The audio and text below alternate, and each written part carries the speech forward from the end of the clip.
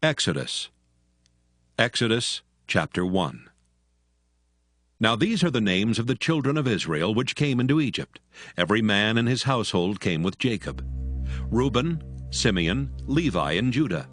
Issachar, Zebulun, and Benjamin. Dan and Naphtali, Gad and Asher. And all the souls that came out of the loins of Jacob were 70 souls, for Joseph was in Egypt already. And Joseph died, and all his brethren, and all that generation. And the children of Israel were fruitful, and increased abundantly, and multiplied, and waxed exceedingly mighty, and the land was filled with them. Now there arose up a new king over Egypt, which knew not Joseph.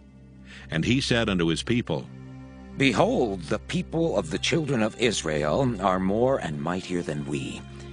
Come on, let us deal wisely with them, lest they multiply, and it come to pass that when there falleth out any war, they join also unto our enemies, and fight against us, and so get them up out of the land.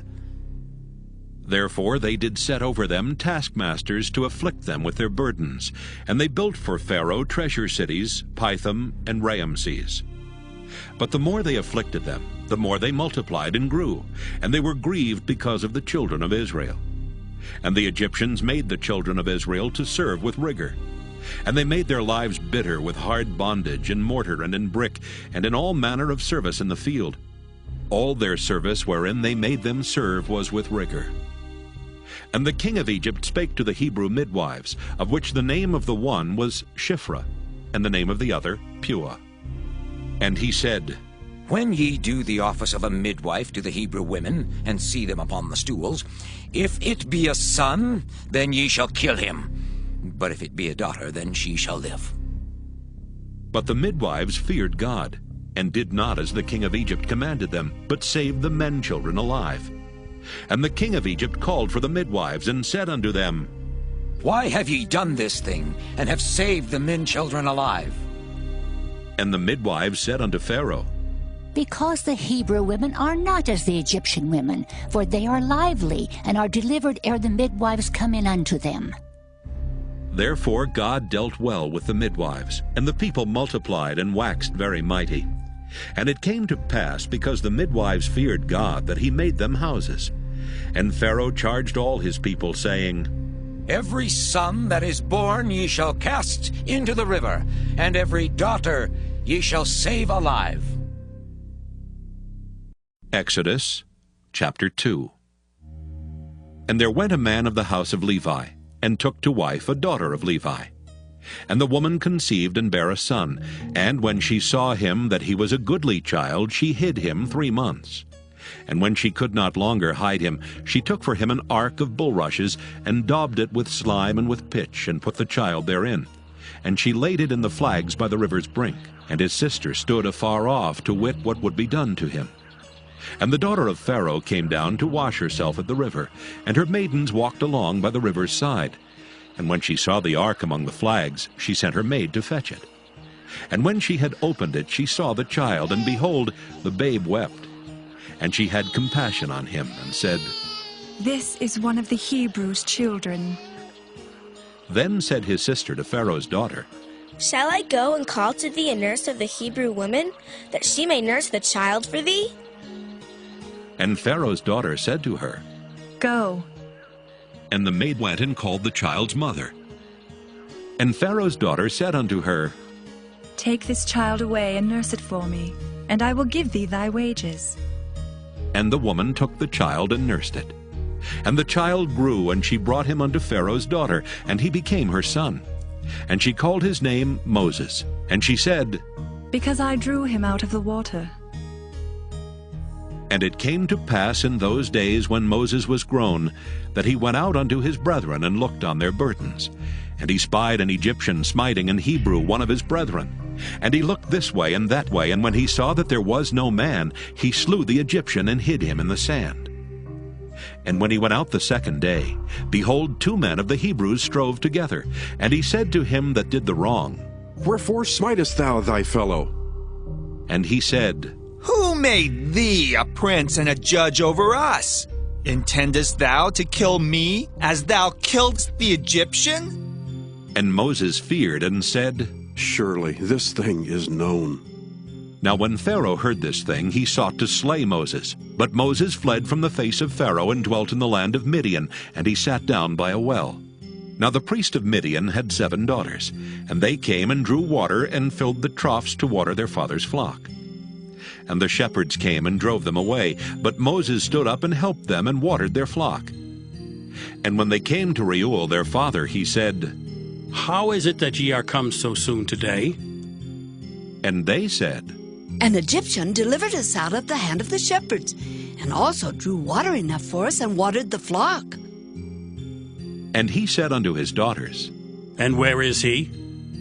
Why is it that ye have left the man? Call him, that he may eat bread.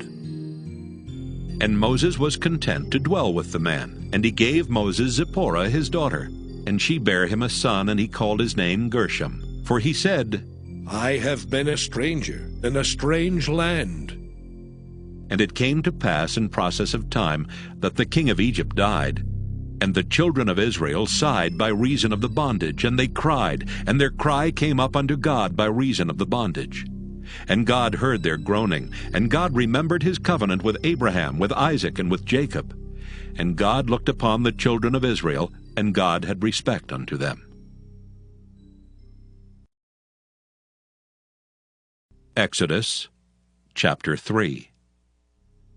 Now Moses kept the flock of Jethro his father-in-law, the priest of Midian, and he led the flock to the backside of the desert, and came to the mountain of God, even to Horeb. And the angel of the Lord appeared unto him in a flame of fire out of the midst of a bush. And he looked, and behold, the bush burned with fire, and the bush was not consumed. And Moses said, I will now turn aside and see this great sight, why the bush is not burnt. And when the Lord saw that he turned aside to see, God called unto him out of the midst of the bush, and said, Moses, Moses. And he said, Here am I. And he said, Draw not nigh hither. Put off thy shoes from off thy feet, for the place whereon thou standest is holy ground. Moreover he said, I am the God of thy father, the God of Abraham, the God of Isaac, and the God of Jacob. And Moses hid his face, for he was afraid to look upon God. And the Lord said, I have surely seen the affliction of my people which are in Egypt, and have heard their cry by reason of their taskmasters, for I know their sorrows. And I am come down to deliver them out of the hand of the Egyptians, and to bring them up out of that land unto a good land and a large, unto a land flowing with milk and honey, unto the place of the Canaanites, and the Hittites, and the Amorites, and the Perizzites, and the Hivites, and the Jebusites. Now therefore, behold, the cry of the children of Israel is come unto me, and I have also seen the oppression wherewith the Egyptians oppress them. Come now therefore, and I will send thee unto Pharaoh, that thou mayest bring forth my people, the children of Israel, out of Egypt. And Moses said unto God, Who am I, that I should go unto Pharaoh, and that I should bring forth the children of Israel out of Egypt? And he said, Certainly I will be with thee, and this shall be a token unto thee that I have sent thee. When thou hast brought forth the people out of Egypt, ye shall serve God upon this mountain. And Moses said unto God, Behold, when I come unto the children of Israel, and shall say unto them, The God of your fathers hath sent me unto you, and they shall say to me, What is his name? What shall I say unto them? And God said unto Moses, I am that I am. And he said, Thus shalt thou say unto the children of Israel, I am hath sent me unto you. And God said moreover unto Moses, Thus shalt thou say unto the children of Israel, The Lord God of your fathers, the God of Abraham, the God of Isaac, and the God of Jacob hath sent me unto you. This is my name forever, and this is my memorial unto all generations. Go and gather the elders of Israel together, and say unto them, The Lord God of your fathers, the God of Abraham, of Isaac, and of Jacob, appeared unto me, saying, I have surely visited you and seen that which is done to you in Egypt. And I have said, I will bring you up out of the affliction of Egypt unto the land of the Canaanites, and the Hittites, and the Amorites, and the Perizzites, and the Hivites, and the Jebusites, unto a land flowing with milk and honey. And they shall hearken to thy voice, and thou shalt come, thou and the elders of Israel, unto the king of Egypt. And ye shall say unto him, The Lord God of the Hebrews hath met with us. And now let us go, we beseech thee, 3 days' journey into the wilderness, that we may sacrifice to the Lord our God. And I am sure that the king of Egypt will not let you go, no, not by a mighty hand. And I will stretch out my hand and smite Egypt with all my wonders, which I will do in the midst thereof, and after that he will let you go. And I will give this people favor in the sight of the Egyptians. And it shall come to pass that when ye go, ye shall not go empty. But every woman shall borrow of her neighbor, and of her that sojourneth in her house, jewels of silver, and jewels of gold, and raiment. And ye shall put them upon your sons and upon your daughters, and ye shall spoil the Egyptians.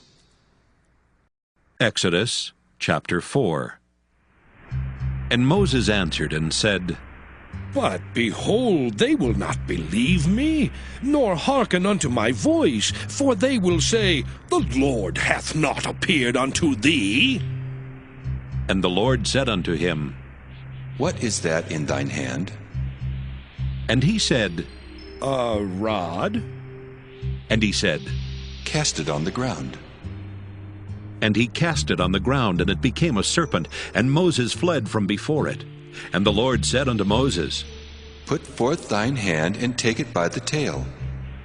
And he put forth his hand, and caught it, and it became a rod in his hand, that they may believe that the Lord God of their fathers, the God of Abraham, the God of Isaac, and the God of Jacob hath appeared unto thee.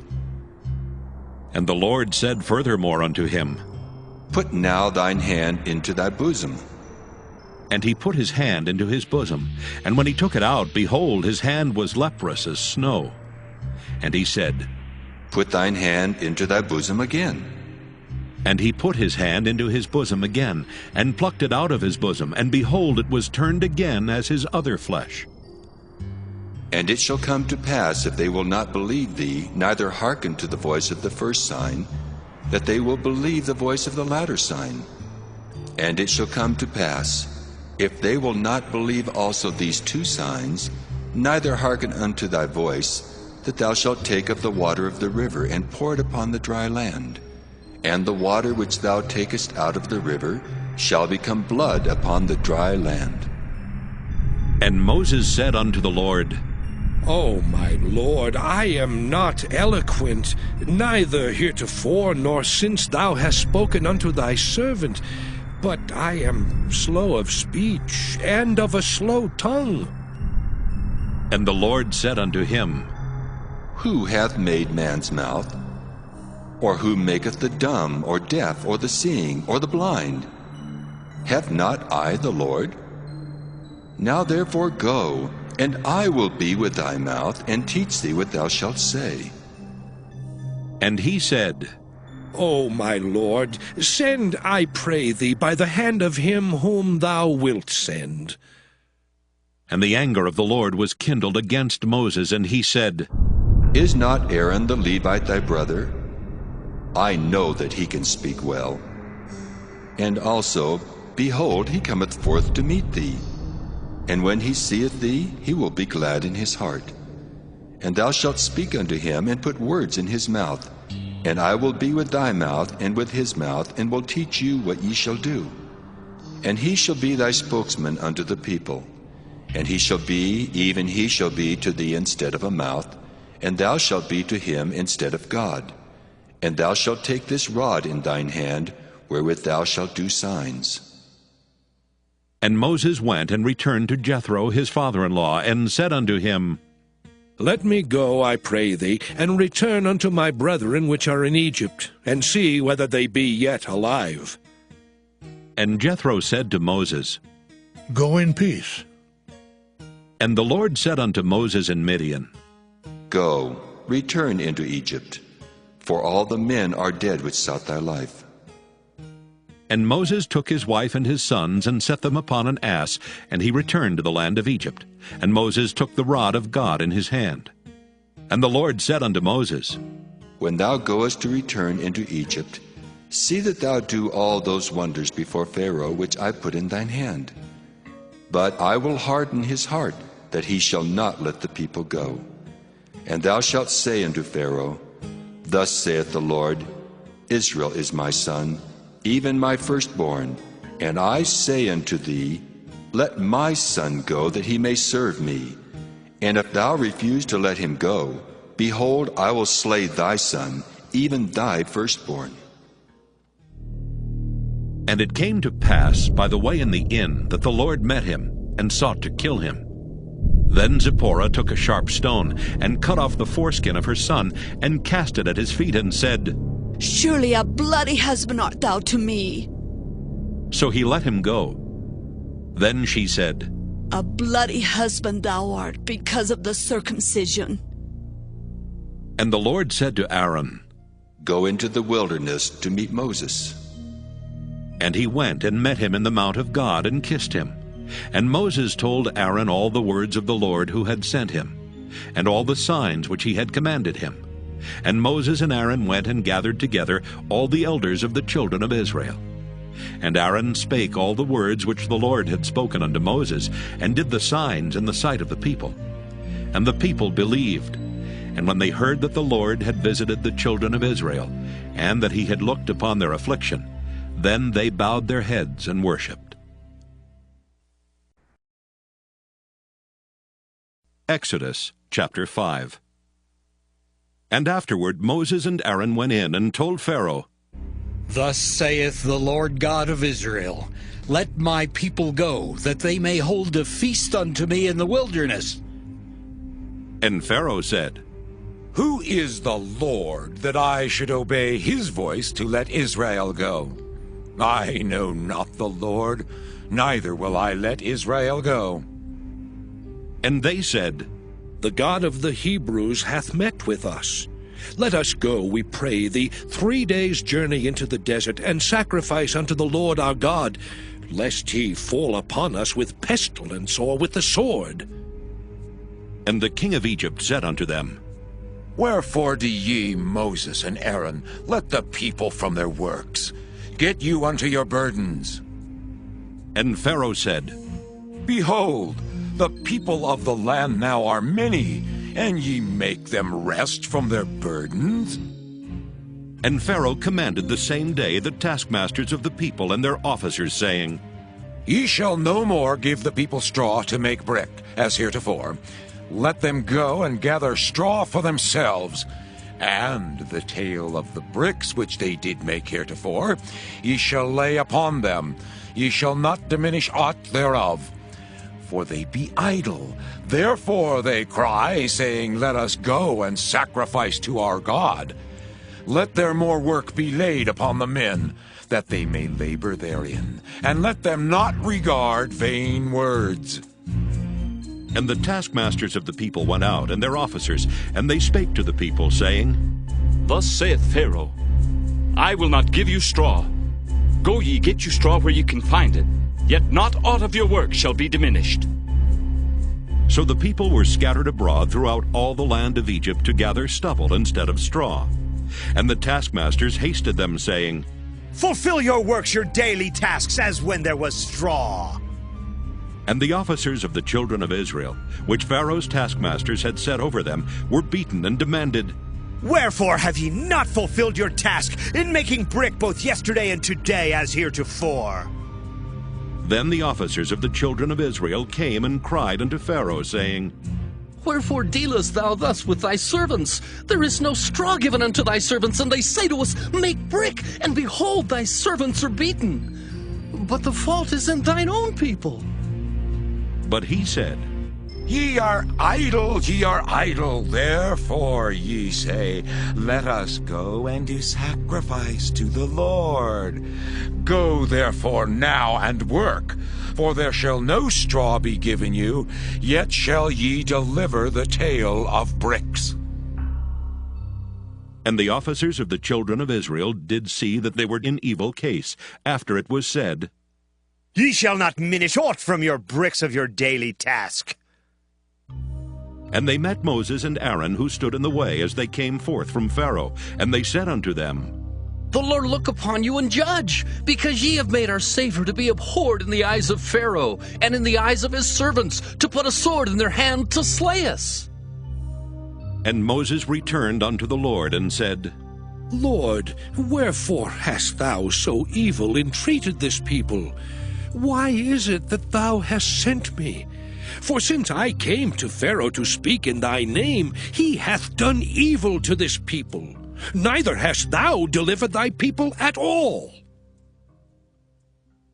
Exodus chapter 6. Then the Lord said unto Moses, Now shalt thou see what I will do to Pharaoh. For with a strong hand shall he let them go, and with a strong hand shall he drive them out of his land. And God spake unto Moses, and said unto him, I am the Lord, and I appeared unto Abraham, unto Isaac, and unto Jacob by the name of God Almighty. But by my name Jehovah was I not known to them. And I have also established my covenant with them, to give them the land of Canaan, the land of their pilgrimage wherein they were strangers. And I have also heard the groaning of the children of Israel, whom the Egyptians keep in bondage, and I have remembered my covenant. Wherefore say unto the children of Israel, I am the Lord, and I will bring you out from under the burdens of the Egyptians, and I will rid you out of their bondage, and I will redeem you with a stretched out arm and with great judgments. And I will take you to me for a people, and I will be to you a God. And ye shall know that I am the Lord your God, which bringeth you out from under the burdens of the Egyptians. And I will bring you in unto the land, concerning the which I did swear to give it to Abraham, to Isaac, and to Jacob. And I will give it you for an heritage. I am the Lord. And Moses spake so unto the children of Israel. But they hearkened not unto Moses for anguish of spirit and for cruel bondage. And the Lord spake unto Moses, saying, Go in, speak unto Pharaoh king of Egypt, that he let the children of Israel go out of his land. And Moses spake before the Lord, saying, Behold, the children of Israel have not hearkened unto me. How then shall Pharaoh hear me, who am of uncircumcised lips? And the Lord spake unto Moses and unto Aaron, and gave them a charge unto the children of Israel, and unto Pharaoh king of Egypt, to bring the children of Israel out of the land of Egypt. These be the heads of their fathers' houses. The sons of Reuben, the firstborn of Israel, Hanok and Palu, Hezron and Carmi. These be the families of Reuben. And the sons of Simeon, Jemuel and Jamin, and Ohad and Jachin, and Zohar and Shaul, the son of a Canaanitish woman. These are the families of Simeon. And these are the names of the sons of Levi according to their generations, Gershon and Kohath and Merari. And the years of the life of Levi were 137 years. The sons of Gershon, Libni and Shimei according to their families. And the sons of Kohath, Amram and Izhar and Hebron and Uzziel. And the years of the life of Kohath were 133 years. And the sons of Merari, Mahali and Mushi. These are the families of Levi according to their generations. And Amram took him Jochebed, his father's sister, to wife, and she bare him Aaron and Moses. And the years of the life of Amram were 137 years. And the sons of Izhar, Korah and Nepheg and Zichri. And the sons of Uzziel, Mishael and Elzaphan and Zithri. And Aaron took him Elisheba, daughter of Aminadab, sister of Naashon, to wife, and she bare him Nadab and Abihu, Eleazar and Ithamar. And the sons of Korah, Asher and Elkanah, and Abisaph. These are the families of the Korhites.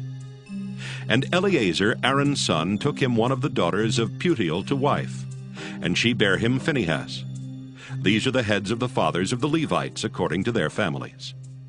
These are that Aaron and Moses, to whom the Lord said, Bring out the children of Israel from the land of Egypt, according to their armies.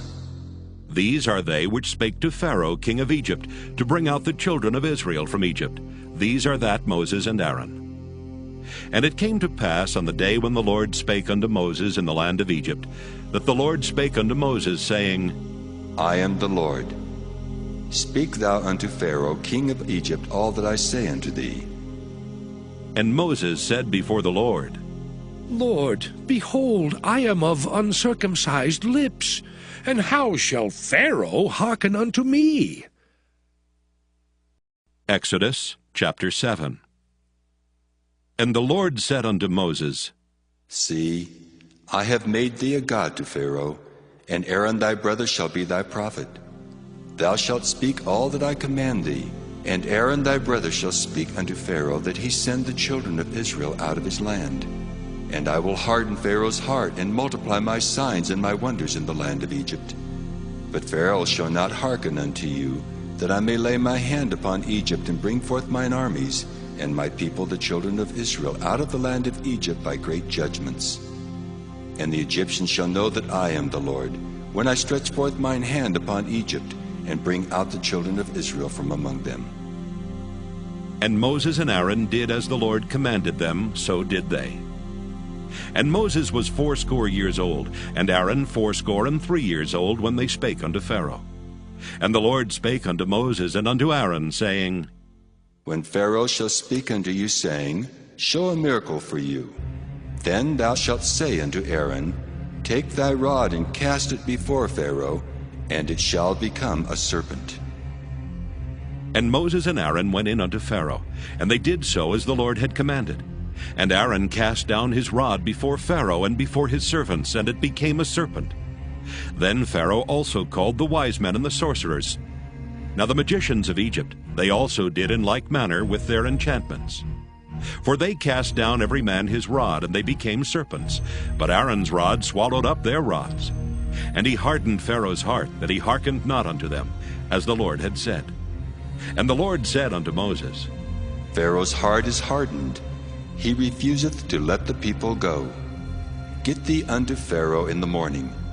Lo, he goeth out unto the water, and thou shalt stand by the river's brink against he come. And the rod which was turned to a serpent shalt thou take in thine hand, and thou shalt say unto him, The Lord God of the Hebrews hath sent me unto thee, saying, Let my people go, that they may serve me in the wilderness. And behold, hitherto thou wouldst not hear. Thus saith the Lord, In this thou shalt know that I am the Lord. Behold, I will smite with the rod that is in mine hand upon the waters which are in the river, and they shall be turned to blood. And the fish that is in the river shall die, and the river shall stink, and the Egyptians shall loathe to drink of the water of the river. And the Lord spake unto Moses, Say unto Aaron, Take thy rod and stretch out thine hand upon the waters of Egypt, upon their streams, upon their rivers, and upon their ponds, and upon all their pools of water, that they may become blood, and that there may be blood throughout all the land of Egypt, both in vessels of wood and in vessels of stone. And Moses and Aaron did so as the Lord commanded. And he lifted up the rod and smote the waters that were in the river, in the sight of Pharaoh, and in the sight of his servants. And all the waters that were in the river were turned to blood. And the fish that was in the river died, and the river stank, and the Egyptians could not drink of the water of the river. And there was blood throughout all the land of Egypt. And the magicians of Egypt did so with their enchantments, and Pharaoh's heart was hardened, neither did he hearken unto them as the Lord had said. And Pharaoh turned and went into his house, neither did he set his heart to this also. And all the Egyptians digged round about the river for water to drink, for they could not drink of the water of the river. And 7 days were fulfilled after that the Lord had smitten the river. Exodus chapter 8. And the Lord spake unto Moses, Go unto Pharaoh, and say unto him, Thus saith the Lord, Let my people go, that they may serve me. And if thou refuse to let them go, behold, I will smite all thy borders with frogs. And the river shall bring forth frogs abundantly, which shall go up and come into thine house, and into thy bedchamber, and upon thy bed, and into the house of thy servants, and upon thy people, and into thine ovens, and into thy kneading troughs.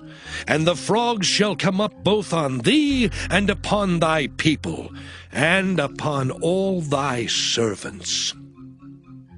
And the Lord spake unto Moses, Say unto Aaron, Stretch forth thine hand with thy rod over the streams, over the rivers and over the ponds, and cause frogs to come up upon the land of Egypt.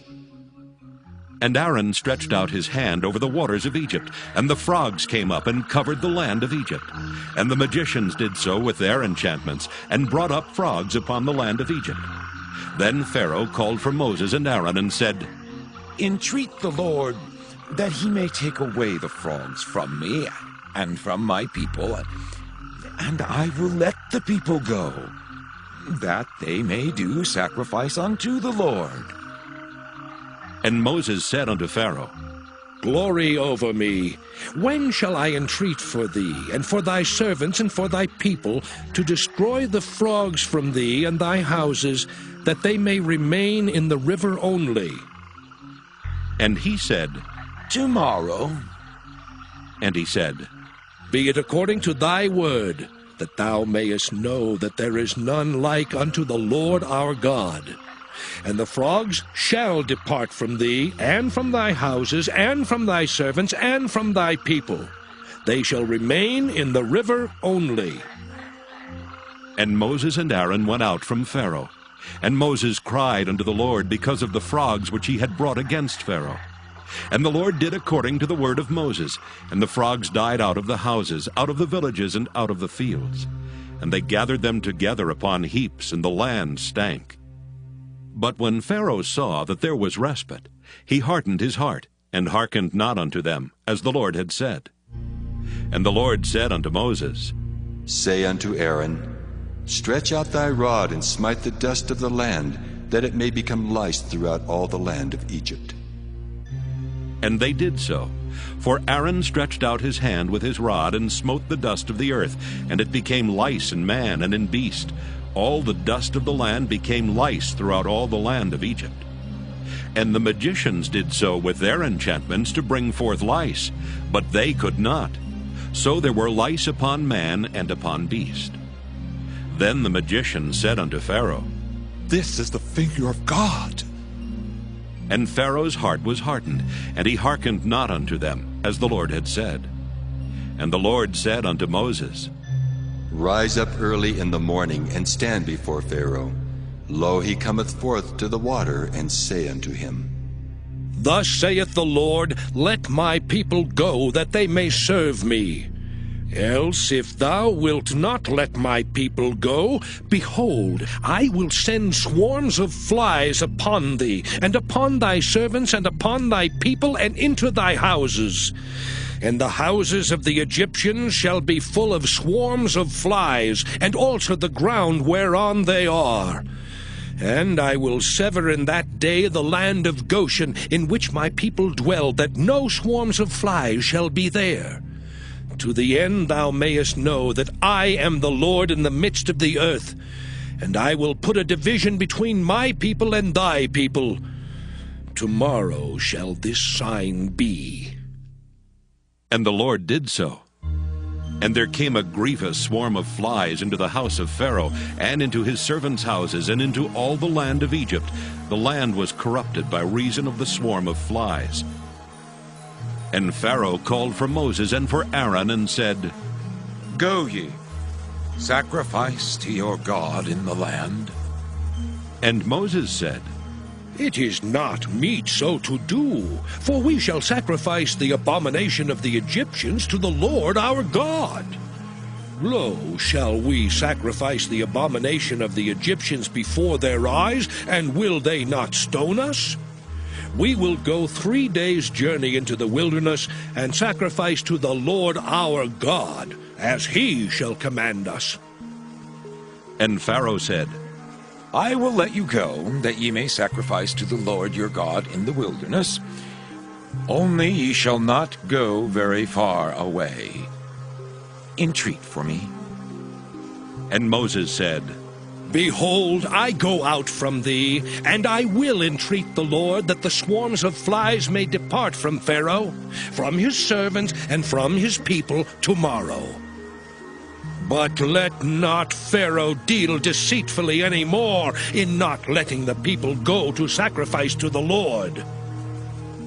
And Moses went out from Pharaoh and entreated the Lord. And the Lord did according to the word of Moses, and he removed the swarms of flies from Pharaoh, from his servants, and from his people. There remained not one. And Pharaoh hardened his heart at this time also, neither would he let the people go. Exodus chapter 9.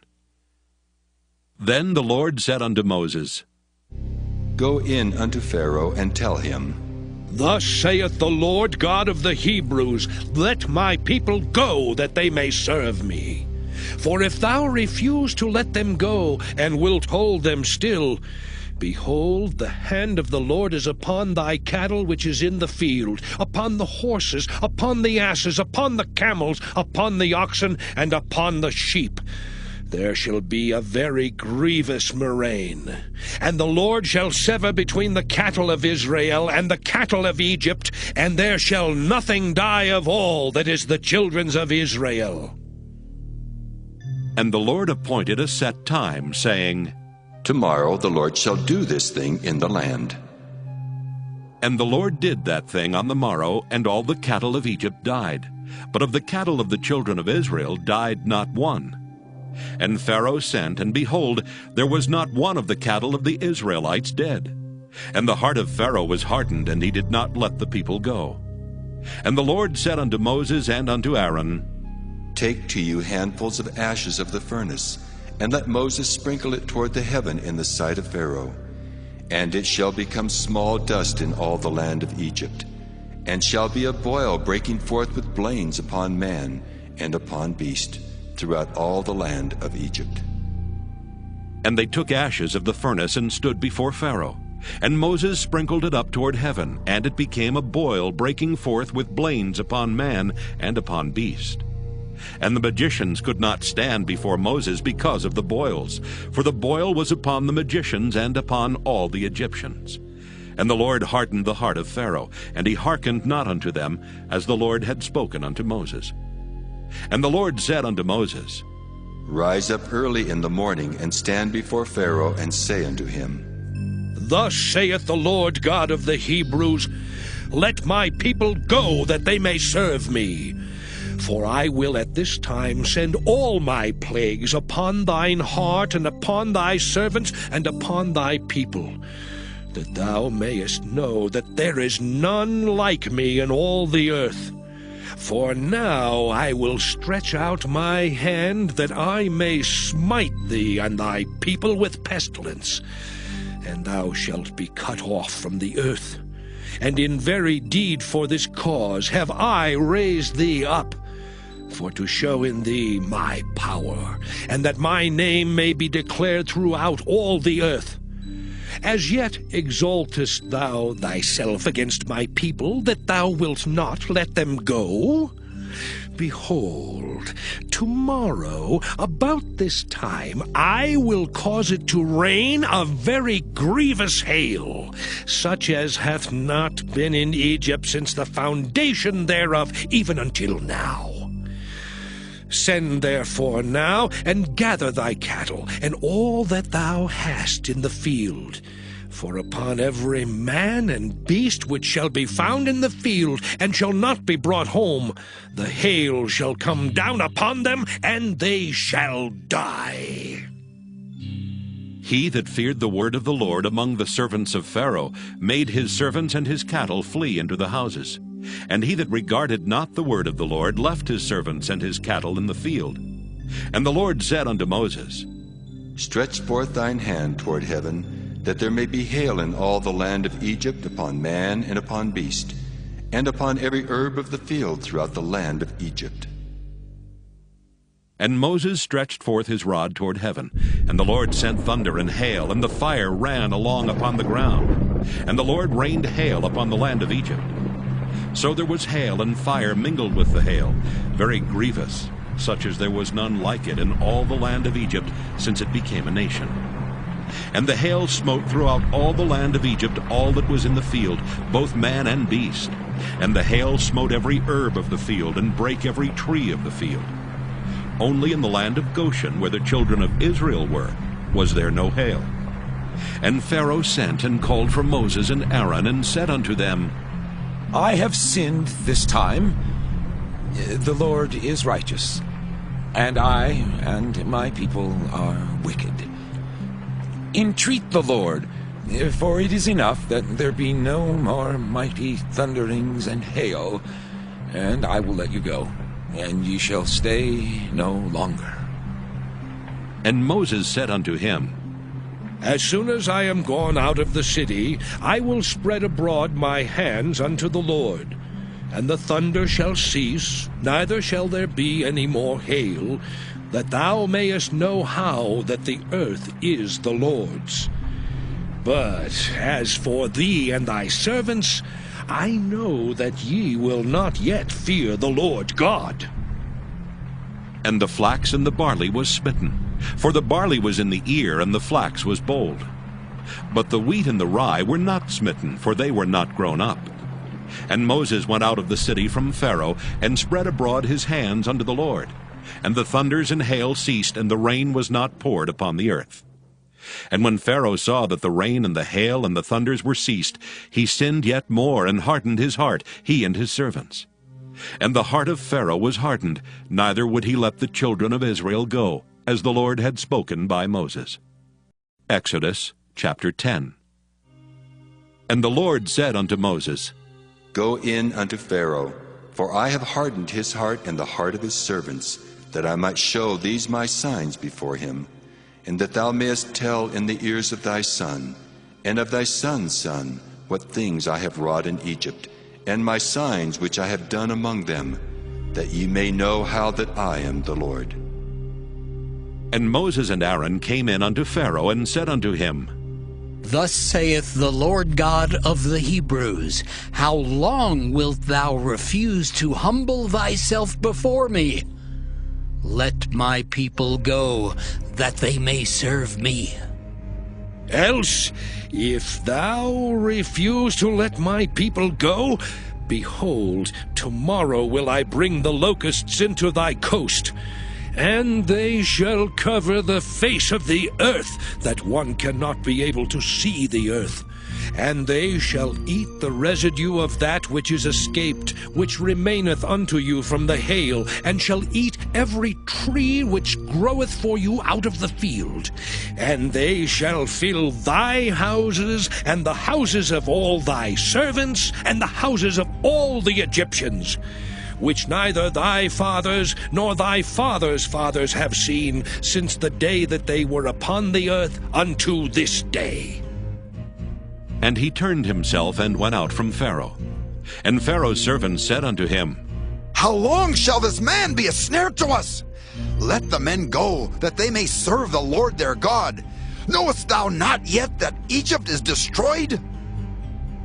And Moses and Aaron were brought again unto Pharaoh, and he said unto them, Go, serve the Lord your God.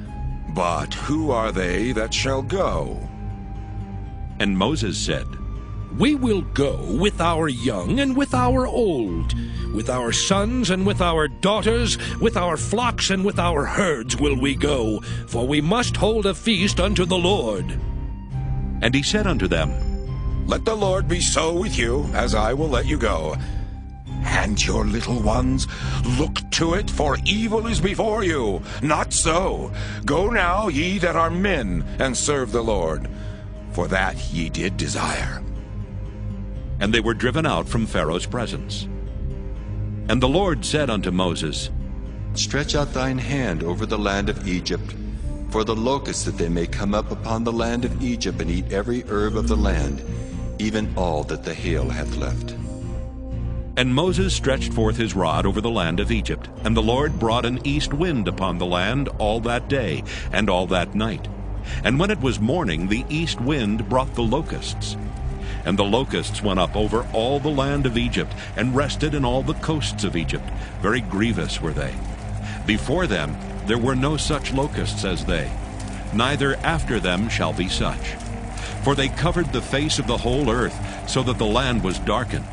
And they did eat every herb of the land, and all the fruit of the trees which the hail had left. And there remained not any green thing in the trees, or in the herbs of the field, through all the land of Egypt. Then Pharaoh called for Moses and Aaron in haste, and he said, I have sinned against the Lord your God and against you.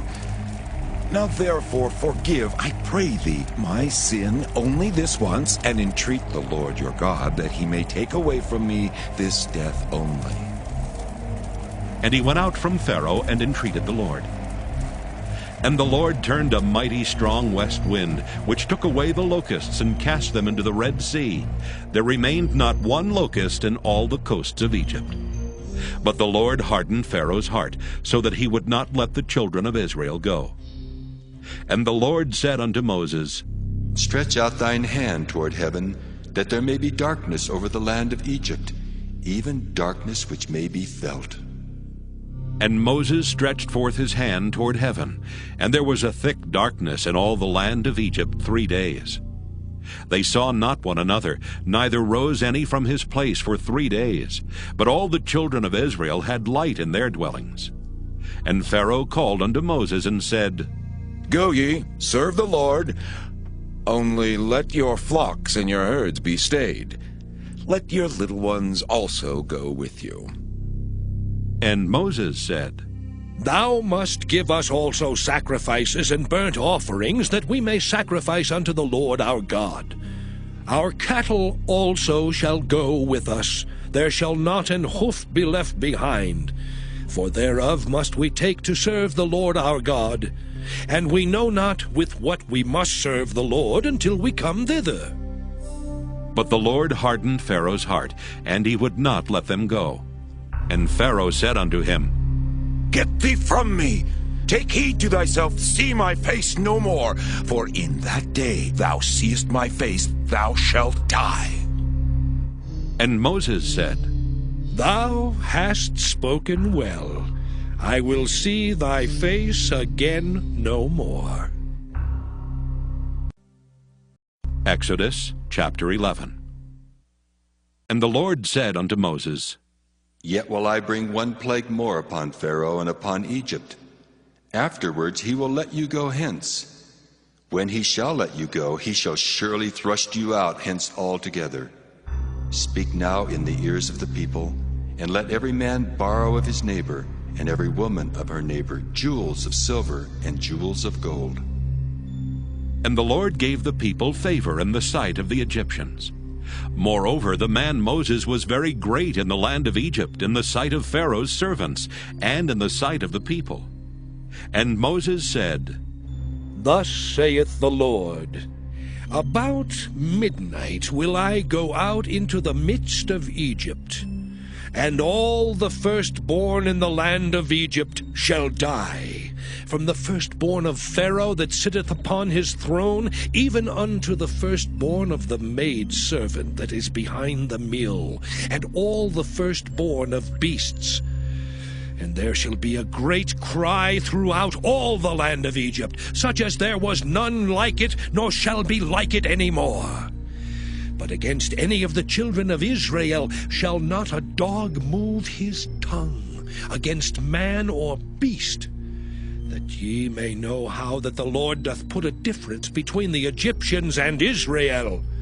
And all these thy servants shall come down unto me, and bow down themselves unto me, saying, Get thee out, and all the people that follow thee. And after that I will go out. And he went out from Pharaoh in a great anger. And the Lord said unto Moses, Pharaoh shall not hearken unto you, that my wonders may be multiplied in the land of Egypt. And Moses and Aaron did all these wonders before Pharaoh. And the Lord hardened Pharaoh's heart, so that he would not let the children of Israel go out of his land. Exodus chapter 12. And the Lord spake unto Moses and Aaron in the land of Egypt, saying, This month shall be unto you the beginning of months. It shall be the first month of the year to you. Speak ye unto all the congregation of Israel, saying, In the 10th day of this month they shall take to them every man a lamb, according to the house of their fathers, a lamb for an house. And if the household be too little for the lamb, let him and his neighbor next unto his house take it according to the number of the souls. Every man according to his eating shall make your count for the lamb. Your lamb shall be without blemish, a male of the first year. Ye shall take it out from the sheep or from the goats, and ye shall keep it up until the 14th day of the same month. And the whole assembly of the congregation of Israel shall kill it in the evening. And they shall take of the blood, and strike it on the 2 side posts and on the upper doorpost of the houses wherein they shall eat it.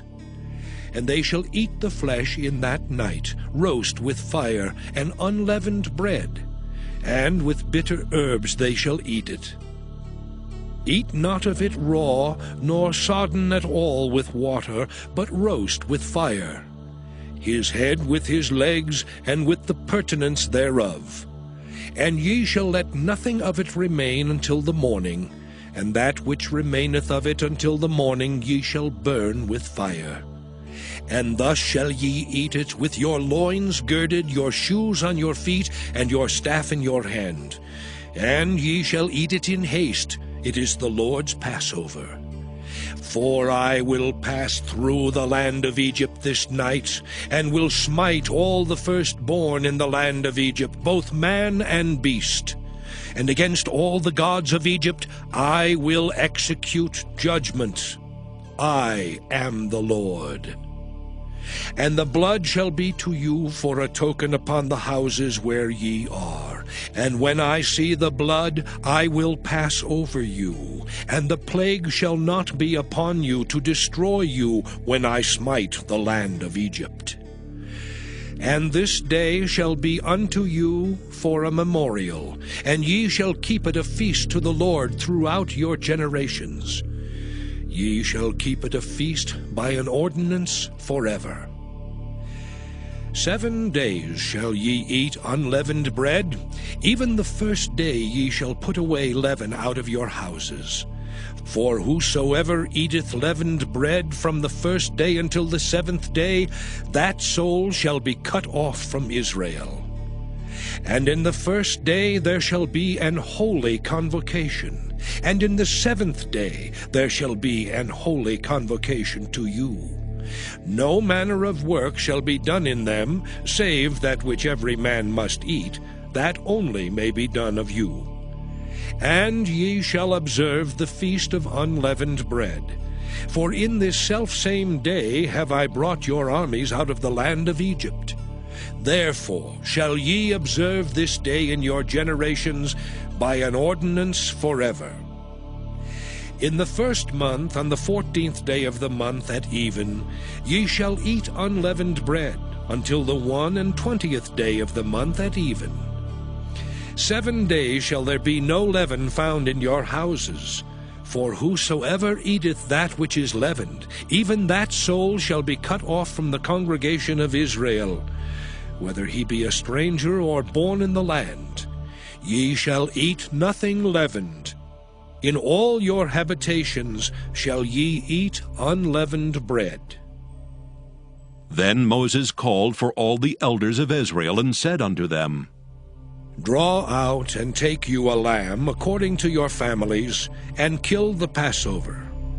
And ye shall take a bunch of hyssop, and dip it in the blood that is in the basin, and strike the lintel and the 2 side posts with the blood that is in the basin. And none of you shall go out at the door of his house until the morning. For the Lord will pass through to smite the Egyptians, and when he seeth the blood upon the lintel and on the 2 side posts, the Lord will pass over the door, and will not suffer the destroyer to come in unto your houses to smite you. And ye shall observe this thing for an ordinance to thee and to thy sons forever. And it shall come to pass, when ye be come to the land which the Lord will give you, according as he hath promised, that ye shall keep this service. And it shall come to pass, when your children shall say unto you, What mean ye by this service? That ye shall say, It is the sacrifice of the Lord's Passover, who passed over the houses of the children of Israel in Egypt, when he smote the Egyptians and delivered our houses. And the people bowed the head and worshipped. And the children of Israel went away and did as the Lord had commanded Moses and Aaron, so did they. And it came to pass that at midnight the Lord smote all the firstborn in the land of Egypt, from the firstborn of Pharaoh that sat on his throne unto the firstborn of the captive that was in the dungeon, and all the firstborn of cattle. And Pharaoh rose up in the night, he and all his servants and all the Egyptians. And there was a great cry in Egypt, for there was not a house where there was not one dead. And he called for Moses and Aaron by night and said, Rise up, and get you forth from among my people, both ye and the children of Israel, and go, serve the Lord as ye have said. Also take your flocks and your herds as ye have said, and be gone. And bless me also. And the Egyptians were urgent upon the people, that they might send them out of the land in haste. For they said, We be all dead men. And the people took their dough before it was leavened, their kneading troughs being bound up and their clothes upon their shoulders. And the children of Israel did according to the word of Moses. And they borrowed of the Egyptians jewels of silver and jewels of gold and raiment. And the Lord gave the people favor in the sight of the Egyptians, so that they lent unto them such things as they required, and they spoiled the Egyptians. And the children of Israel journeyed from Ramesses to Succoth, about 600,000 on foot that were men beside children. And a mixed multitude went up also with them, and flocks and herds, even very much cattle. And they baked unleavened cakes of the dough which they brought forth out of Egypt, for it was not leavened, because they were thrust out of Egypt and could not tarry, neither had they prepared for themselves any victual. Now the sojourning of the children of Israel who dwelt in Egypt was 430 years. And it came to pass at the end of the 430 years, even the selfsame day it came to pass, that all the hosts of the Lord went out from the land of Egypt. It is a night to be much observed unto the Lord for bringing them out from the land of Egypt. This is that night of the Lord to be observed of all the children of Israel in their generations. And the Lord said unto Moses and Aaron, This is the ordinance of the Passover. There shall no stranger eat thereof, but every man's servant that is bought for money, when thou hast circumcised him, then shall he eat thereof. A foreigner and an hired servant shall not eat thereof. In one house shall it be eaten. Thou shalt not carry forth aught of the flesh abroad out of the house, neither shall ye break a bone thereof. All the congregation of Israel shall keep it. And when a stranger shall sojourn with thee, and will keep the Passover to the Lord, let all his males be circumcised, and then let him come near and keep it. And he shall be as one that is born in the land, for no uncircumcised person shall eat thereof. One law shall be to him that is homeborn, and unto the stranger that sojourneth among you. Thus did all the children of Israel. As the Lord commanded Moses and Aaron, so did they. And it came to pass the selfsame day that the Lord did bring the children of Israel out of the land of Egypt by their armies. Exodus chapter 13.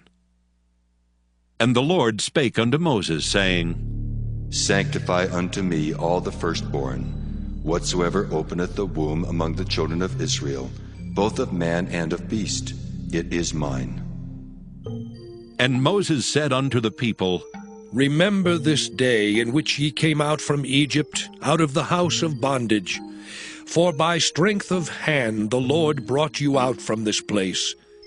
There shall no leavened bread be eaten. This day came ye out in the month Abib.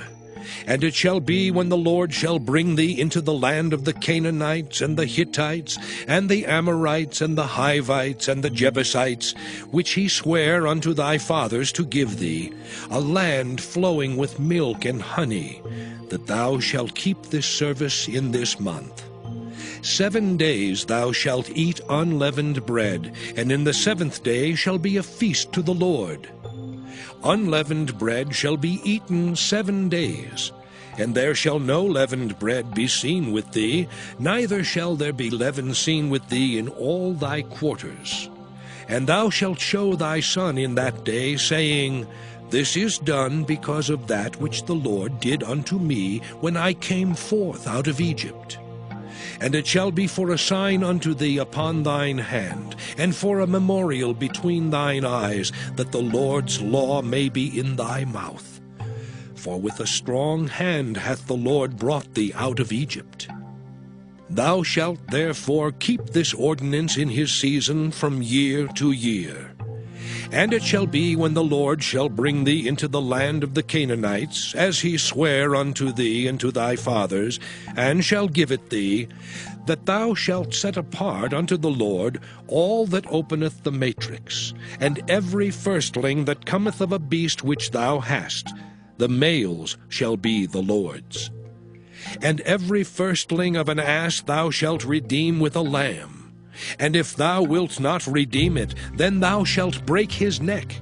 And all the firstborn of man among thy children shalt thou redeem. And it shall be, when thy son asketh thee in time to come, saying, What is this? That thou shalt say unto him, By strength of hand the Lord brought us out from Egypt, from the house of bondage.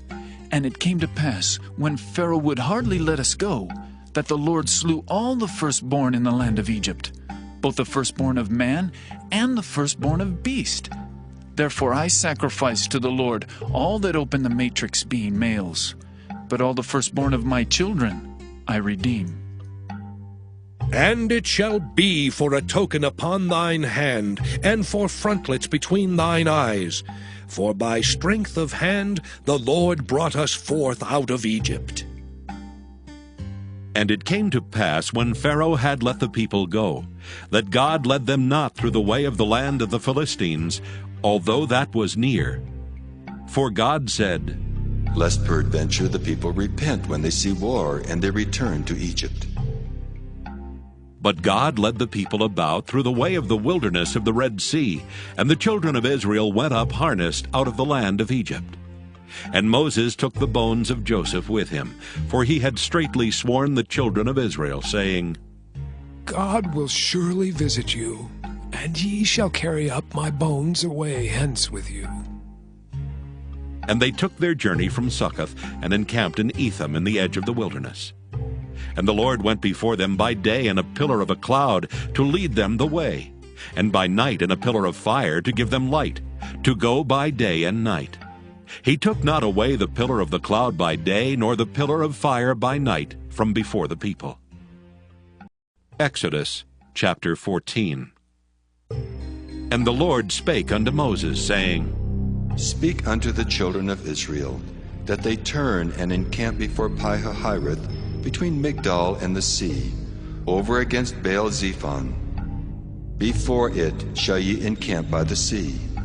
For Pharaoh will say of the children of Israel, They are entangled in the land, the wilderness hath shut them in. And I will harden Pharaoh's heart, that he shall follow after them. And I will be honored upon Pharaoh, and upon all his host, that the Egyptians may know that I am the Lord. And they did so. And it was told the king of Egypt that the people fled.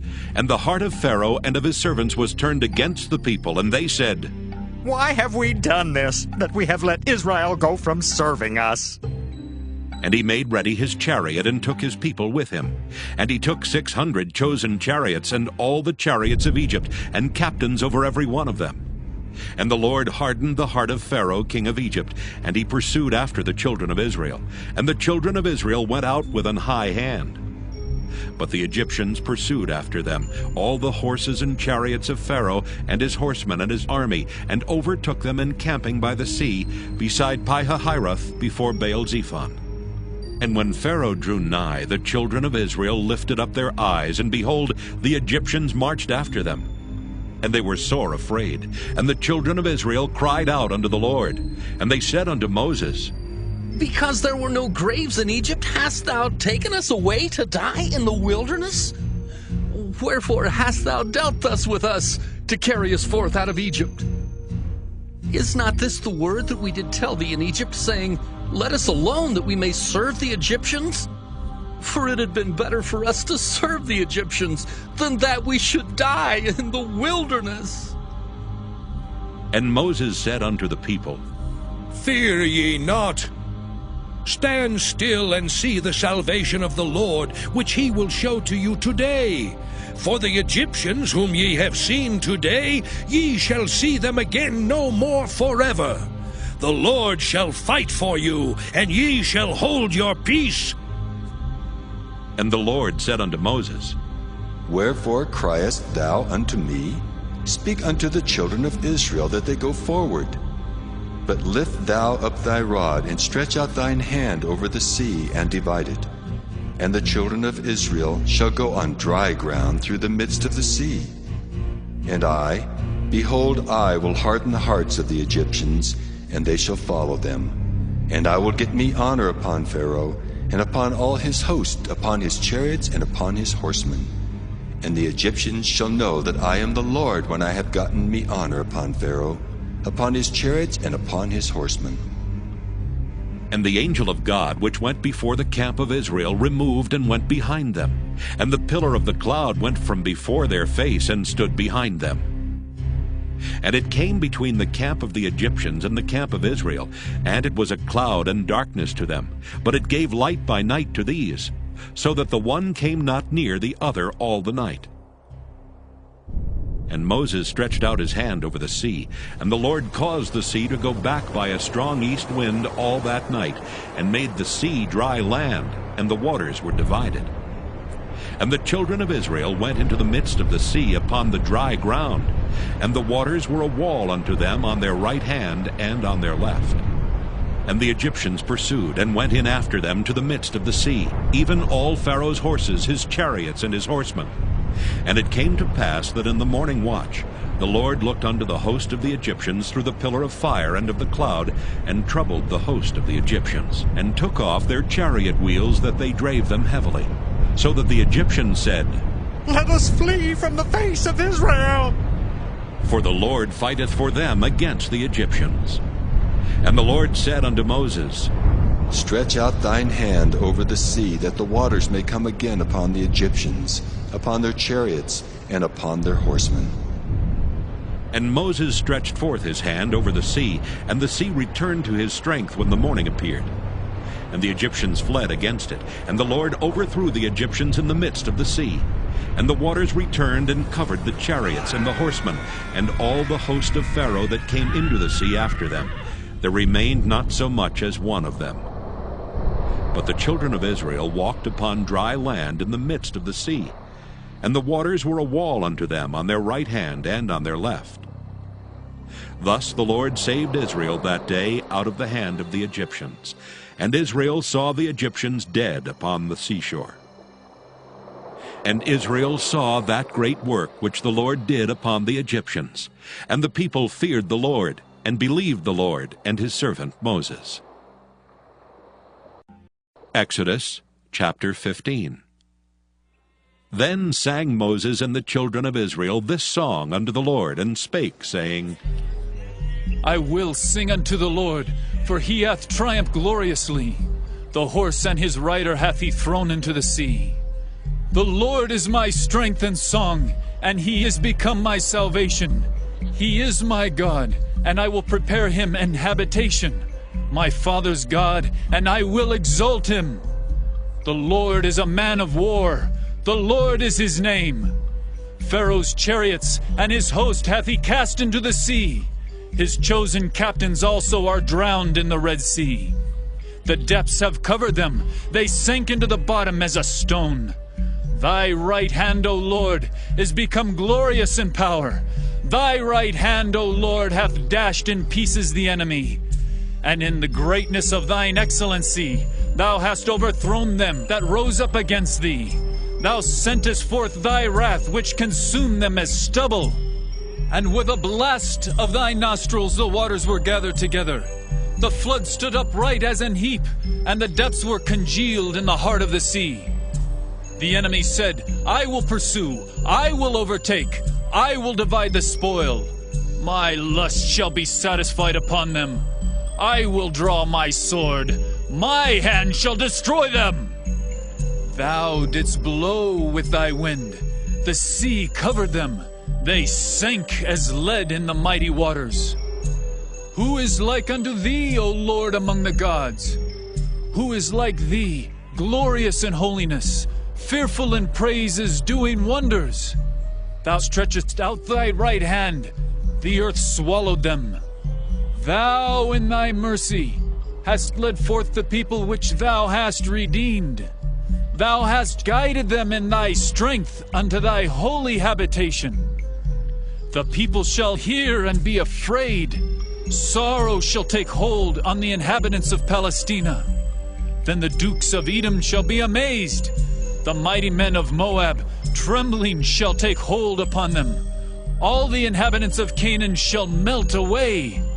Fear and dread shall fall upon them. By the greatness of thine arm, they shall be as still as a stone. Till thy people pass over, O Lord. Till the people pass over which thou hast purchased.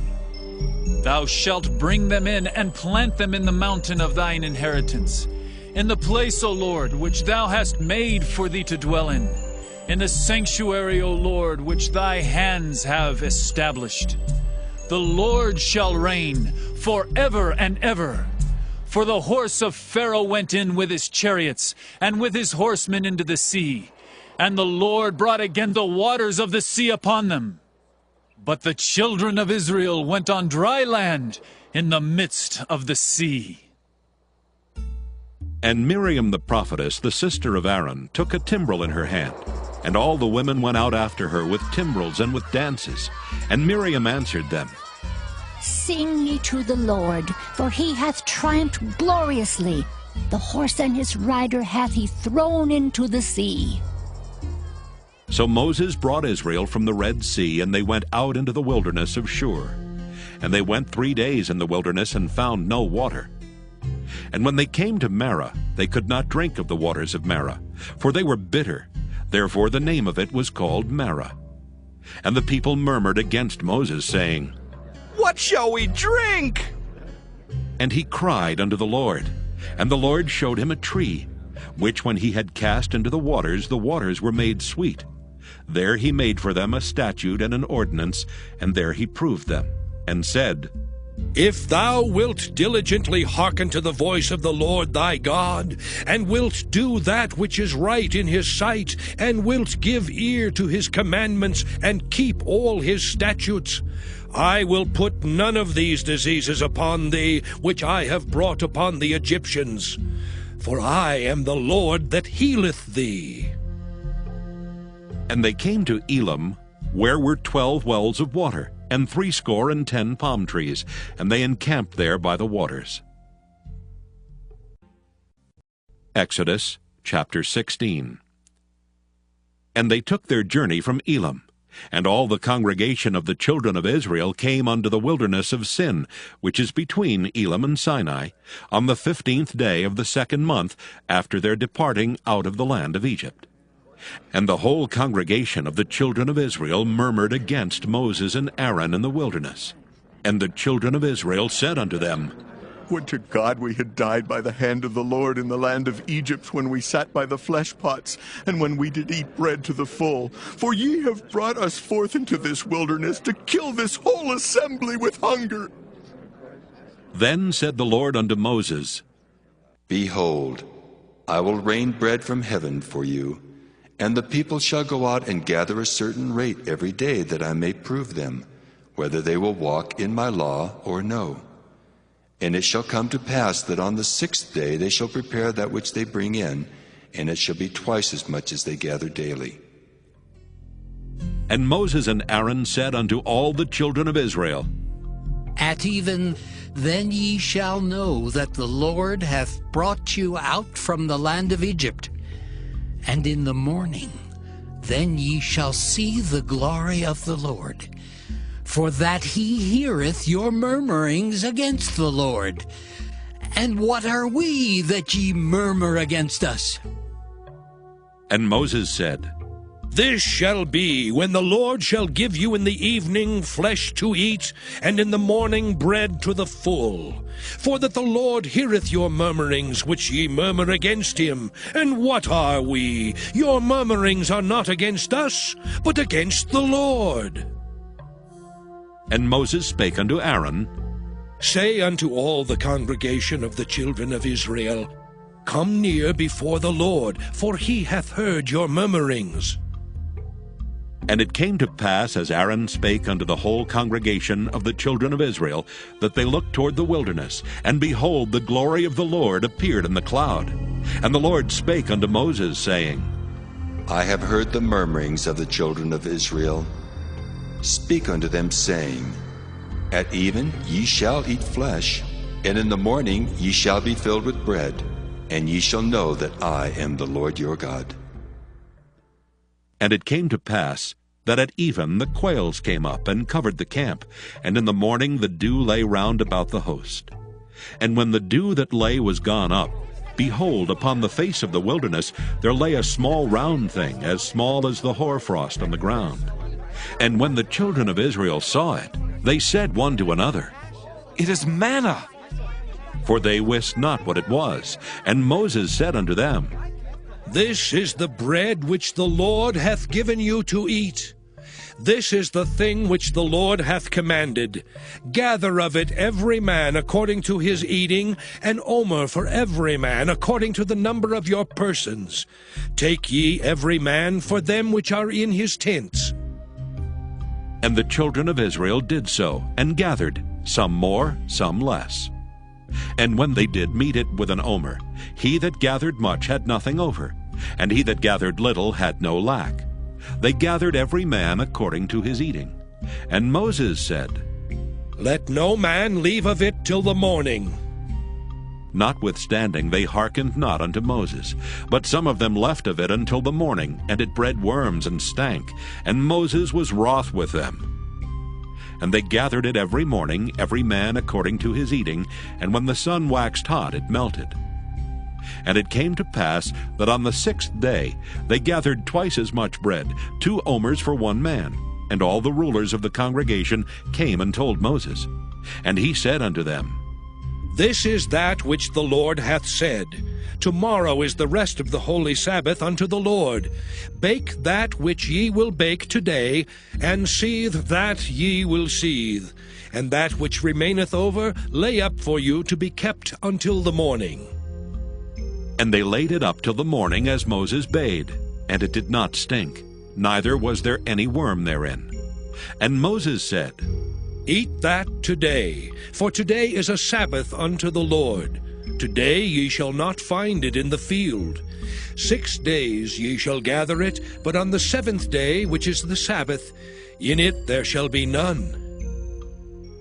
And it came to pass that there went out some of the people on the 7th day for to gather, and they found none. And the Lord said unto Moses, How long refuse ye to keep my commandments and my laws? See, for that the Lord hath given you the Sabbath. Therefore he giveth you on the 6th day the bread of 2 days. Abide ye every man in his place. Let no man go out of his place on the 7th day. So the people rested on the 7th day. And the house of Israel called the name thereof manna. And it was like coriander seed white, and the taste of it was like wafers made with honey. And Moses said, This is the thing which the Lord commandeth. Fill an omer of it to be kept for your generations, that they may see the bread wherewith I have fed you in the wilderness, when I brought you forth from the land of Egypt. And Moses said unto Aaron, Take a pot, and put an omer full of manna therein, and lay it up before the Lord, to be kept for your generations. As the Lord commanded Moses, so Aaron laid it up before the testimony to be kept. And the children of Israel did eat manna 40 years, until they came to a land inhabited. They did eat manna until they came unto the borders of the land of Canaan. Now an omer is the 10th part of an ephah. Exodus chapter 17. And all the congregation of the children of Israel journeyed from the wilderness of Sin after their journeys according to the commandment of the Lord, and pitched in Rephidim, and there was no water for the people to drink. Wherefore the people did chide with Moses, and said, Give us water that we may drink. And Moses said unto them, Why chide ye with me? Wherefore do ye tempt the Lord? And the people thirsted there for water, and the people murmured against Moses, and said, Wherefore is this that thou hast brought us up out of Egypt, to kill us and our children and our cattle with thirst? And Moses cried unto the Lord, saying, What shall I do unto this people? They be almost ready to stone me. And the Lord said unto Moses, Go on before the people, and take with thee of the elders of Israel, and thy rod wherewith thou smotest the river. Take in thine hand, and go. Behold, I will stand before thee there upon the rock in Horeb, and thou shalt smite the rock, and there shall come water out of it, that the people may drink. And Moses did so in the sight of the elders of Israel. And he called the name of the place Massah and Meribah, because of the chiding of the children of Israel, and because they tempted the Lord, saying, Is the Lord among us or not? Then came Amalek and fought with Israel in Rephidim. And Moses said unto Joshua, Choose us out men, and go out, fight with Amalek. Tomorrow I will stand on the top of the hill with the rod of God in mine hand. So Joshua did as Moses had said to him, and fought with Amalek. And Moses, Aaron, and Hur went up to the top of the hill. And it came to pass, when Moses held up his hand, that Israel prevailed, and when he let down his hand, Amalek prevailed. But Moses' hands were heavy, and they took a stone and put it under him, and he sat thereon. And Aaron and Hur stayed up his hands, the one on the one side and the other on the other side, and his hands were steady until the going down of the sun. And Joshua discomfited Amalek and his people with the edge of the sword. And the Lord said unto Moses, Write this for a memorial in a book, and rehearse it in the ears of Joshua. For I will utterly put out the remembrance of Amalek from under heaven. And Moses built an altar, and called the name of it Jehovah Nissi. For he said, Because the Lord hath sworn that the Lord will have war with Amalek from generation to generation. Exodus chapter 18. When Jethro, the priest of Midian, Moses' father-in-law, heard of all that God had done for Moses and for Israel his people, and that the Lord had brought Israel out of Egypt, then Jethro, Moses' father-in-law, took Zipporah, Moses' wife, after he had sent her back, and her 2 sons, of which the name of the one was Gershom. For he said, I have been an alien in a strange land. And the name of the other was Eleazar. For the God of my father, said he, was mine help, and delivered me from the sword of Pharaoh. And Jethro, Moses' father-in-law, came with his sons and his wife unto Moses into the wilderness, where he encamped at the mount of God. And he said unto Moses, I, thy father-in-law Jethro, am come unto thee, and thy wife and her 2 sons with her. And Moses went out to meet his father-in-law, and did obeisance, and kissed him.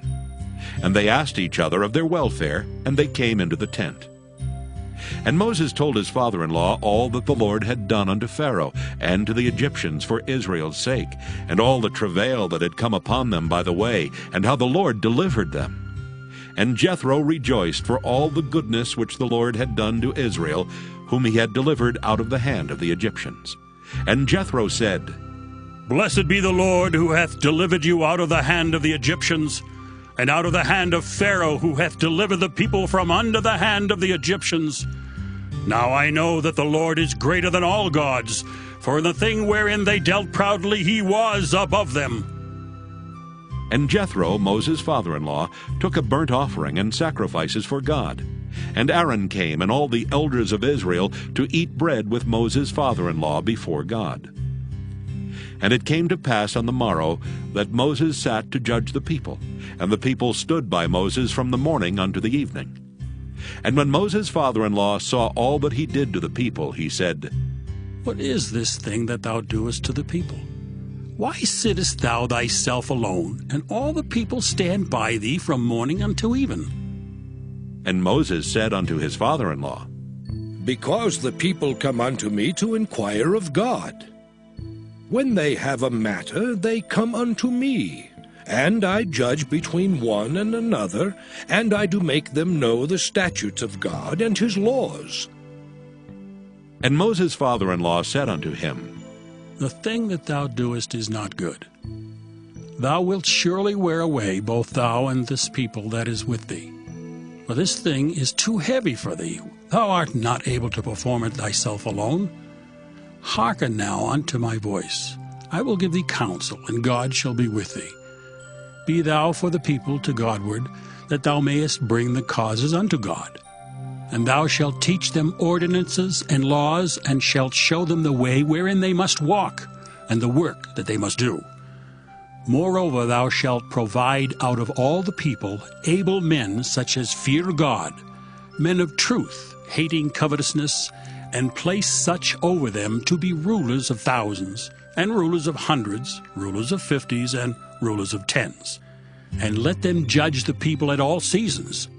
And it shall be that every great matter they shall bring unto thee, but every small matter they shall judge.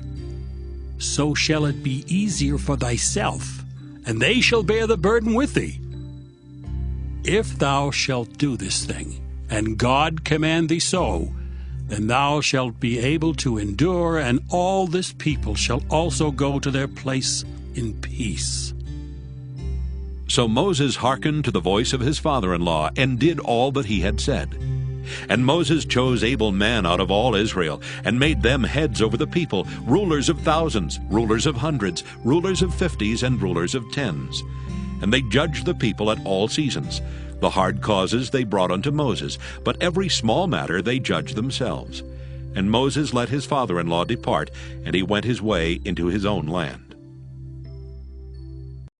Exodus chapter 19.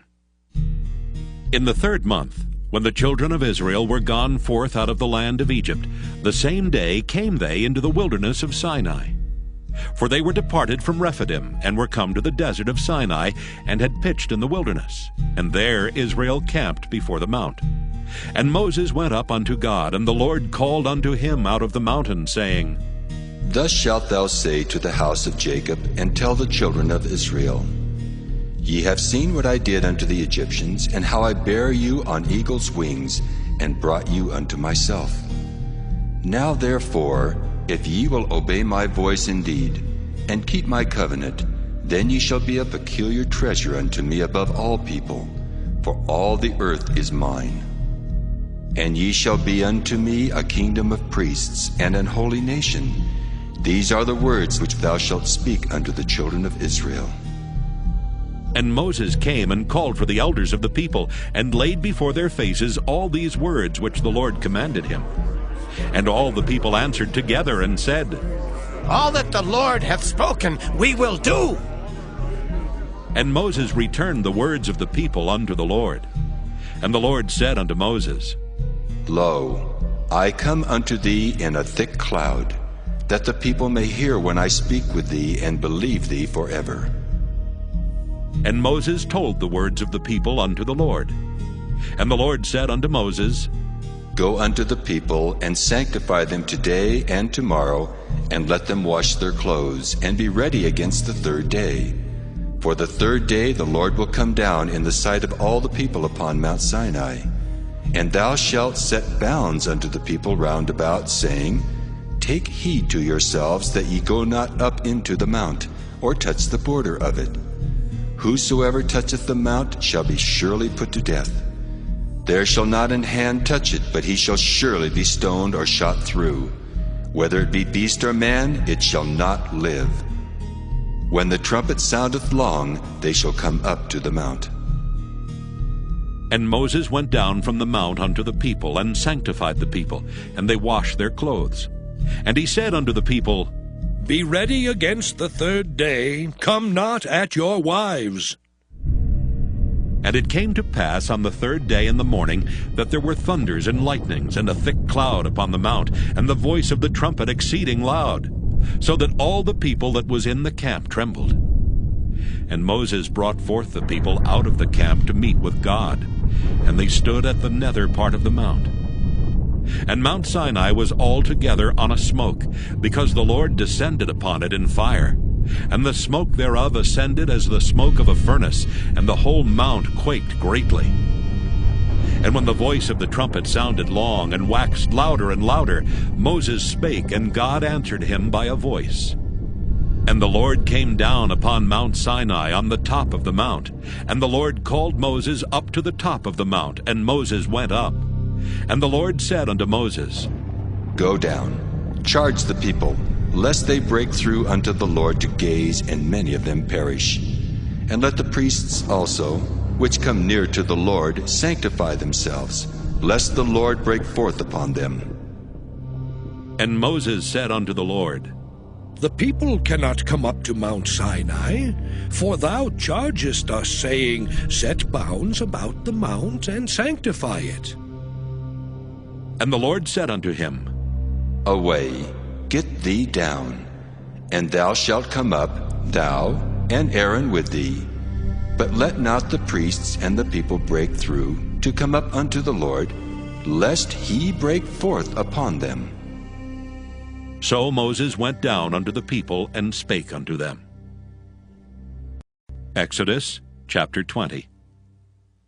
And God spake all these words, saying, I am the Lord thy God, which have brought thee out of the land of Egypt, out of the house of bondage. Thou shalt have no other gods before me. Thou shalt not make unto thee any graven image, or any likeness of anything that is in heaven above, or that is in the earth beneath, or that is in the water under the earth. Thou shalt not bow down thyself to them, nor serve them. For I, the Lord thy God, am a jealous God, visiting the iniquity of the fathers upon the children unto the third and fourth generation of them that hate me, and showing mercy unto thousands of them that love me and keep my commandments.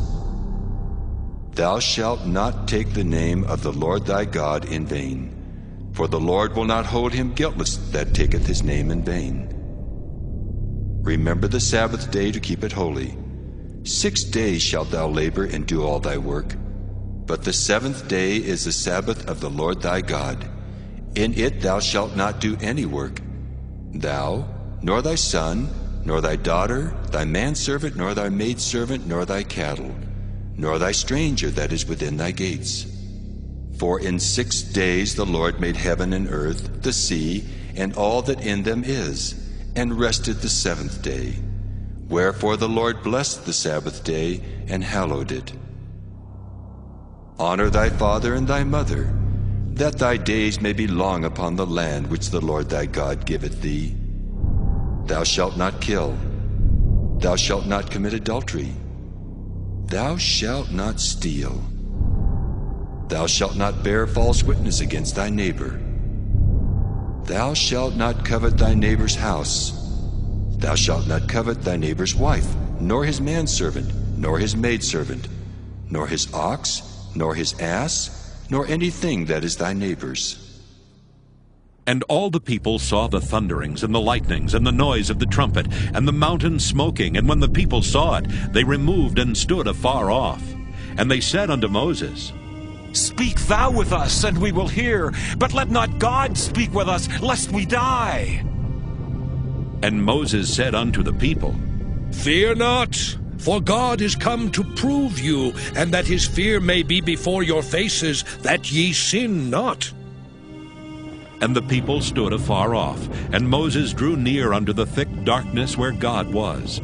And the Lord said unto Moses, Thus thou shalt say unto the children of Israel, Ye have seen that I have talked with you from heaven. Ye shall not make with me gods of silver, neither shall ye make unto you gods of gold. An altar of earth thou shalt make unto me, and shalt sacrifice thereon thy burnt offerings, and thy peace offerings, thy sheep and thine oxen. In all places where I record my name, I will come unto thee, and I will bless thee.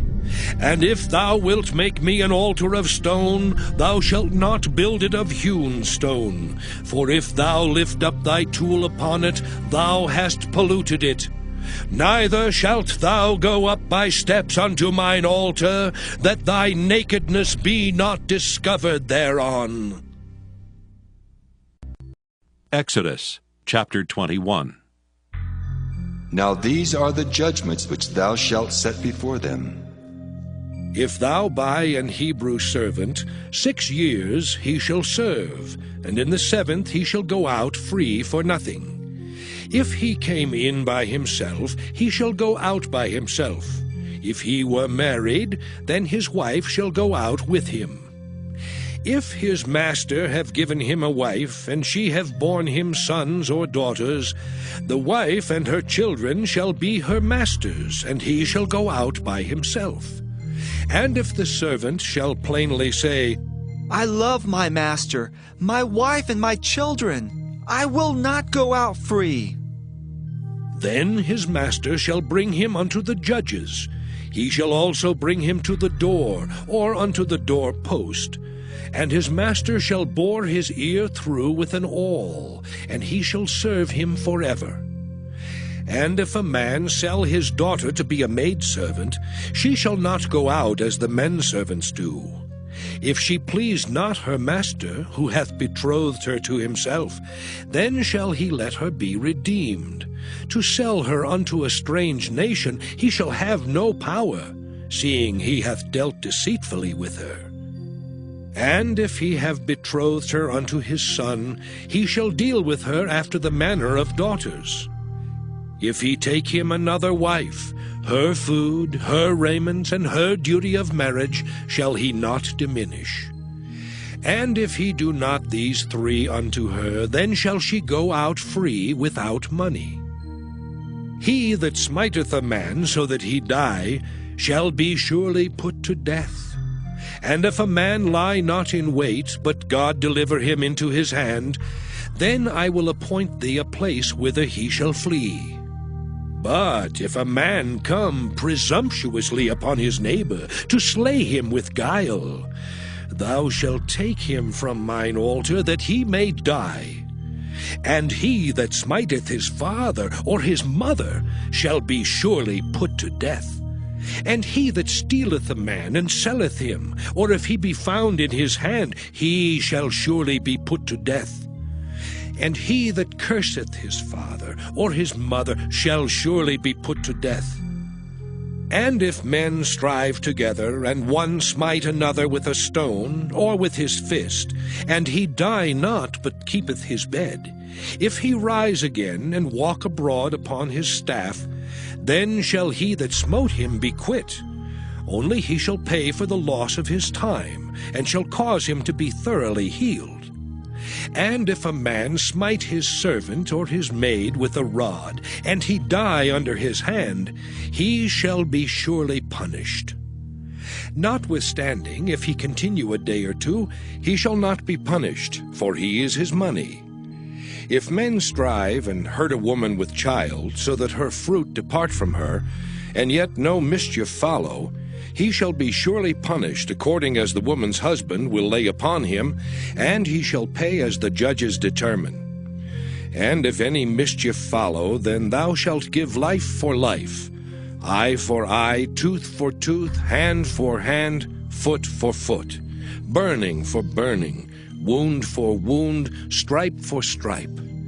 And if a man smite the eye of his servant, or the eye of his maid, that it perish, he shall let him go free for his eye's sake. And if he smite out his manservant's tooth, or his maidservant's tooth, he shall let him go free for his tooth's sake. If an ox gore a man or a woman that they die, then the ox shall be surely stoned, and his flesh shall not be eaten, but the owner of the ox shall be quit. But if the ox were wont to push with his horn in time past, and it hath been testified to his owner, and he hath not kept him in, but that he hath killed a man or a woman, the ox shall be stoned, and his owner also shall be put to death. If there be laid on him a sum of money, then he shall give for the ransom of his life whatsoever is laid upon him. Whether he have gored a son, or have gored a daughter, according to this judgment shall it be done unto him. If the ox shall push a manservant or a maidservant, he shall give unto their master 30 shekels of silver, and the ox shall be stoned. And if a man shall open a pit, or if a man shall dig a pit and not cover it, and an ox or an ass fall therein, the owner of the pit shall make it good, and give money unto the owner of them, and the dead beast shall be his. And if one man's ox hurt another's, that he die, then they shall sell the live ox, and divide the money of it, and the dead ox also they shall divide. Or if it be known that the ox hath used to push in time past, and his owner hath not kept him in, he shall surely pay ox for ox, and the dead shall be his own.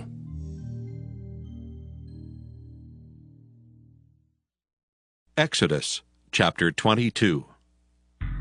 If a man shall steal an ox or a sheep, and kill it or sell it, he shall restore 5 oxen for an ox, and 4 sheep for a sheep.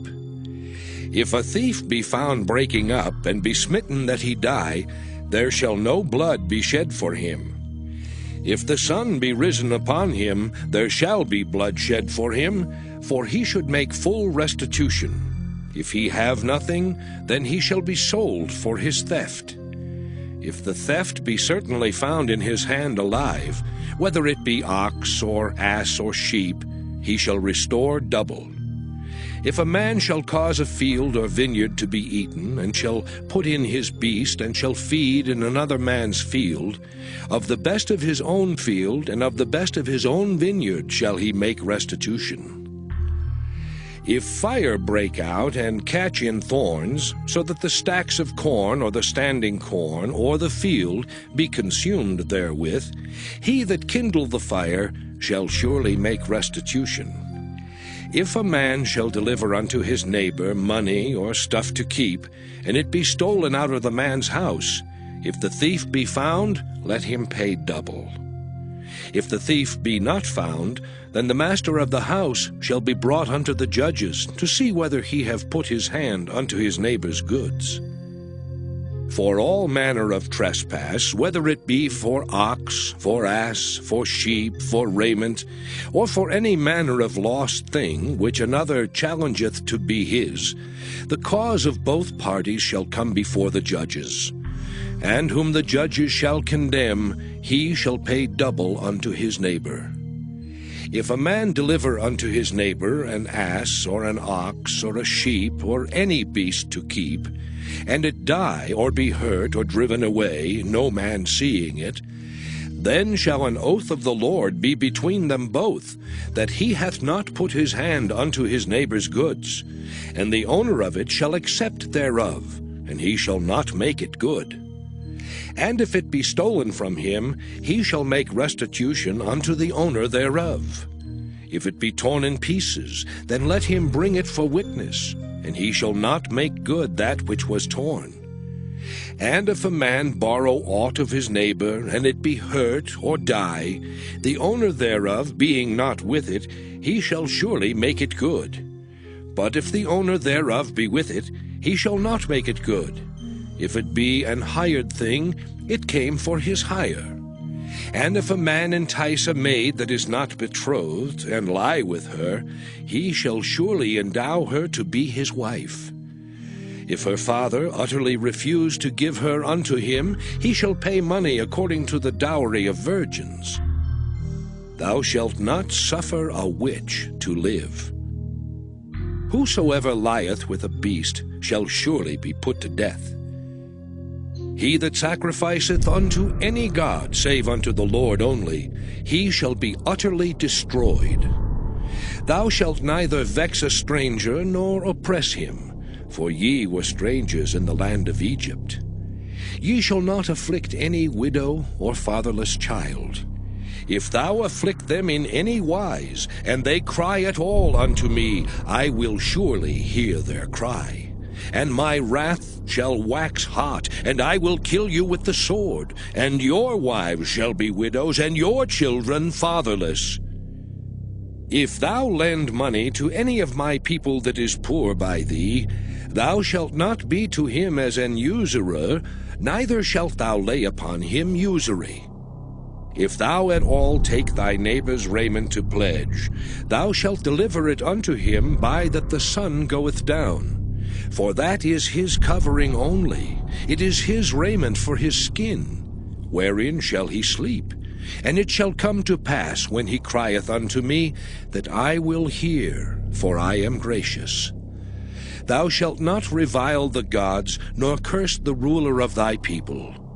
Thou shalt not delay to offer the first of thy ripe fruits and of thy liquors. The firstborn of thy sons shalt thou give unto me. Likewise shalt thou do with thine oxen and with thy sheep. 7 days it shall be with his dam. On the 8th day thou shalt give it me. And ye shall be holy men unto me. Neither shall ye eat any flesh that is torn of beasts in the field. Ye shall cast it to the dogs. Exodus chapter 23. Thou shalt not raise a false report. Put not thine hand with the wicked to be an unrighteous witness. Thou shalt not follow a multitude to do evil, neither shalt thou speak in a cause to decline after many to wrest judgment. Neither shalt thou countenance a poor man in his cause. If thou meet thine enemy's ox or his ass going astray, thou shalt surely bring it back to him again. If thou see the ass of him that hateth thee lying under his burden, and wouldest forbear to help him, thou shalt surely help with him. Thou shalt not wrest the judgment of thy poor in his cause. Keep thee far from a false matter, and the innocent and righteous slay thou not, for I will not justify the wicked. And thou shalt take no gift, for the gift blindeth the wise, and perverteth the words of the righteous. Also thou shalt not oppress a stranger, for ye know the heart of a stranger, seeing ye were strangers in the land of Egypt. And 6 years thou shalt sow thy land, and shalt gather in the fruits thereof. But the 7th year thou shalt let it rest and lie still, that the poor of thy people may eat, and what they leave the beasts of the field shall eat. In like manner thou shalt deal with thy vineyard and with thy oliveyard. 6 days thou shalt do thy work, and on the 7th day thou shalt rest. That thine ox and thine ass may rest, and the son of thy handmaid, and the stranger may be refreshed. And in all things that I have said unto you be circumspect. And make no mention of the name of other gods, neither let it be heard out of thy mouth. 3 times thou shalt keep a feast unto me in the year. Thou shalt keep the feast of unleavened bread. Thou shalt eat unleavened bread 7 days, as I commanded thee in the time appointed of the month Abib. For in it thou camest out from Egypt, and none shall appear before me empty. And the feast of harvest, the first fruits of thy labors, which thou hast sown in the field. And the feast of ingathering, which is in the end of the year, when thou hast gathered in thy labors out of the field. 3 times in the year all thy males shall appear before the Lord God. Thou shalt not offer the blood of my sacrifice with leavened bread, neither shall the fat of my sacrifice remain until the morning. The first of the first fruits of thy land thou shalt bring into the house of the Lord thy God. Thou shalt not see the kid in his mother's milk. Behold, I send an angel before thee to keep thee in the way, and to bring thee into the place which I have prepared.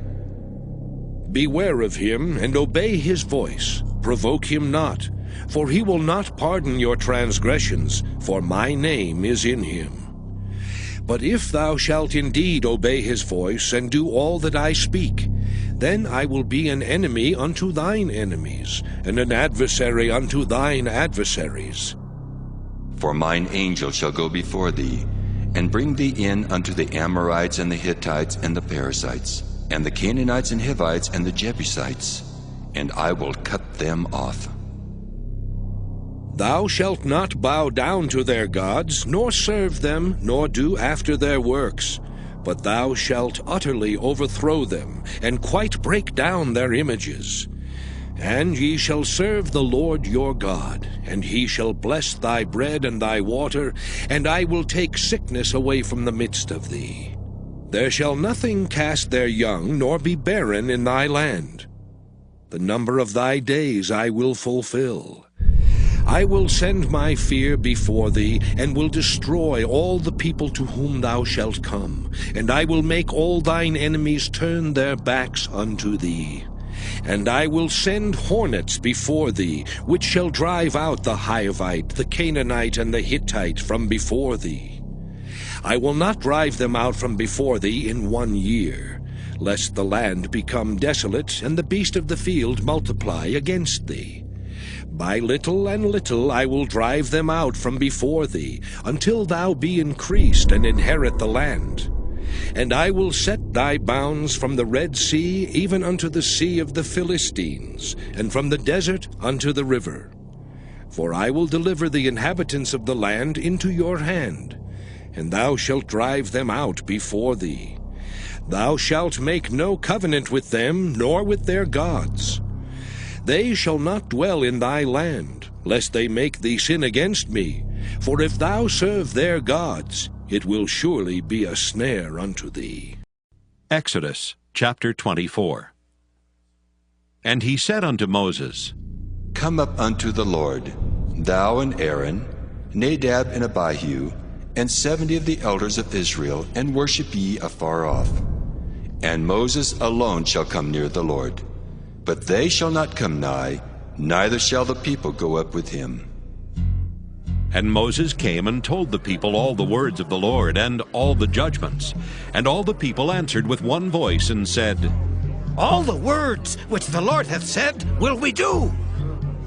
And Moses wrote all the words of the Lord, and rose up early in the morning, and builded an altar under the hill, and 12 pillars, according to the 12 tribes of Israel. And he sent young men of the children of Israel, which offered burnt offerings, and sacrificed peace offerings of oxen unto the Lord. And Moses took half of the blood, and put it in basins, and half of the blood he sprinkled on the altar. And he took the book of the covenant, and read in the audience of the people, and they said, All that the Lord hath said will we do, and be obedient. And Moses took the blood, and sprinkled it on the people, and said, Behold the blood of the covenant, which the Lord hath made with you concerning all these words. Then went up Moses and Aaron, Nadab and Abihu, and 70 of the elders of Israel. And they saw the God of Israel. And there was under his feet as it were a paved work of a sapphire stone, and as it were the body of heaven in his clearness. And upon the nobles of the children of Israel he laid not his hand. Also they saw God, and did eat and drink. And the Lord said unto Moses, Come up to me into the mount, and be there, and I will give thee tables of stone, and a law and commandments which I have written, that thou mayest teach them. And Moses rose up, and his minister Joshua. And Moses went up into the mount of God. And he said unto the elders, Tarry ye here for us, until we come again unto you. And behold, Aaron and Hur are with you. If any man have any matters to do, let him come unto them. And Moses went up into the mount, and a cloud covered the mount. And the glory of the Lord abode upon Mount Sinai, and the cloud covered it 6 days. And the 7th day he called unto Moses out of the midst of the cloud. And the sight of the glory of the Lord was like devouring fire on the top of the mount in the eyes of the children of Israel. And Moses went into the midst of the cloud, and gat him up into the mount. And Moses was in the mount 40 days and 40 nights. Exodus chapter 25. And the Lord spake unto Moses, saying, Speak unto the children of Israel, that they bring me an offering. Of every man that giveth it willingly with his heart, ye shall take my offering. And this is the offering which ye shall take of them: gold and silver and brass, and blue and purple and scarlet, and fine linen and goat's hair, and ram's skins dyed red, and badger's skins, and shittim wood, oil for the light, spices for anointing oil and for sweet incense, onyx stones, and stones to be set in the ephod and in the breastplate. And let them make me a sanctuary, that I may dwell among them, according to all that I show thee, after the pattern of the tabernacle, and the pattern of all the instruments thereof, even so shall ye make it. And they shall make an ark of shittim wood.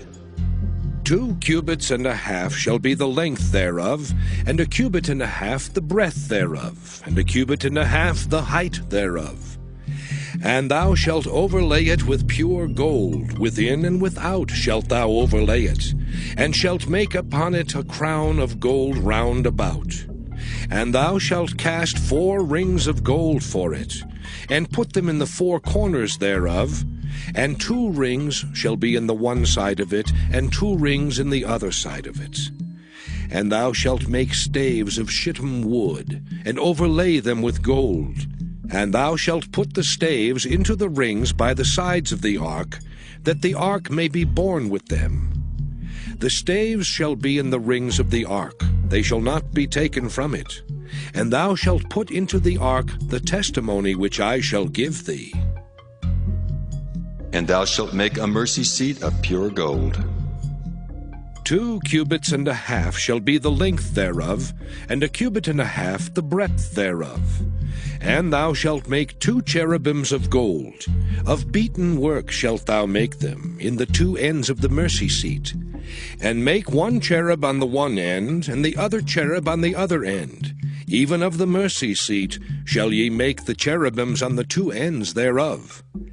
And the cherubims shall stretch forth their wings on high, covering the mercy seat with their wings, and their faces shall look one to another.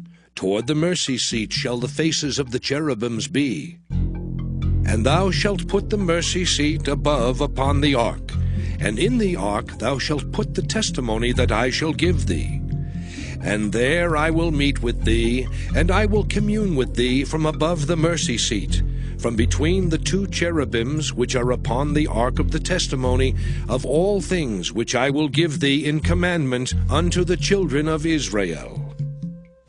Thou shalt also make a table of shittim wood. 2 cubits shall be the length thereof, and 1 cubit the breadth thereof, and 1 cubit and a half the height thereof. And thou shalt overlay it with pure gold, and make thereto a crown of gold round about.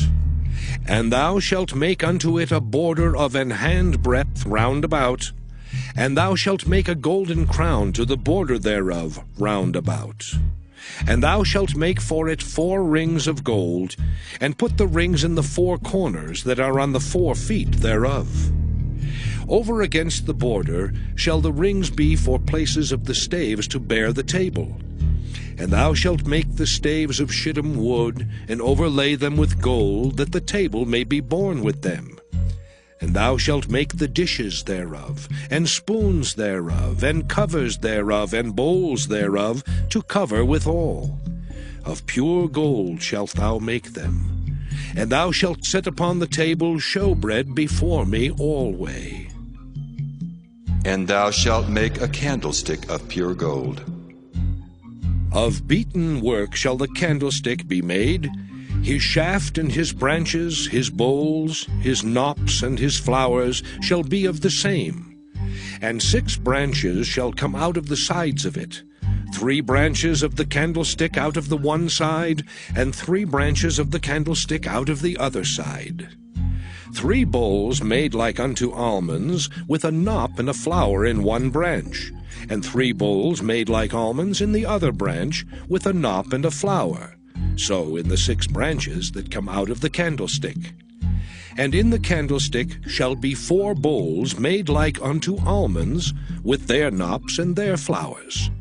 And there shall be a knop under 2 branches of the same, and a knop under 2 branches of the same, and a knop under 2 branches of the same, according to the 6 branches that proceed out of the candlestick.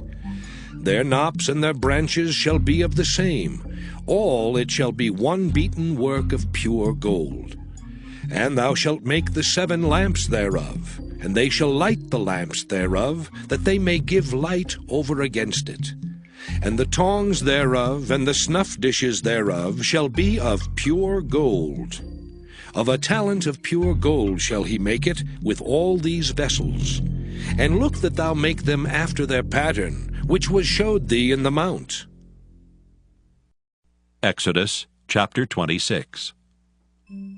Moreover, thou shalt make the tabernacle, with 10 curtains of fine twined linen, and blue, and purple, and scarlet. With cherubims of cunning work shalt thou make them. The length of one curtain shall be 28 cubits, and the breadth of one curtain 4 cubits, and every one of the curtains shall have one measure. The 5 curtains shall be coupled together one to another, and other 5 curtains shall be coupled one to another.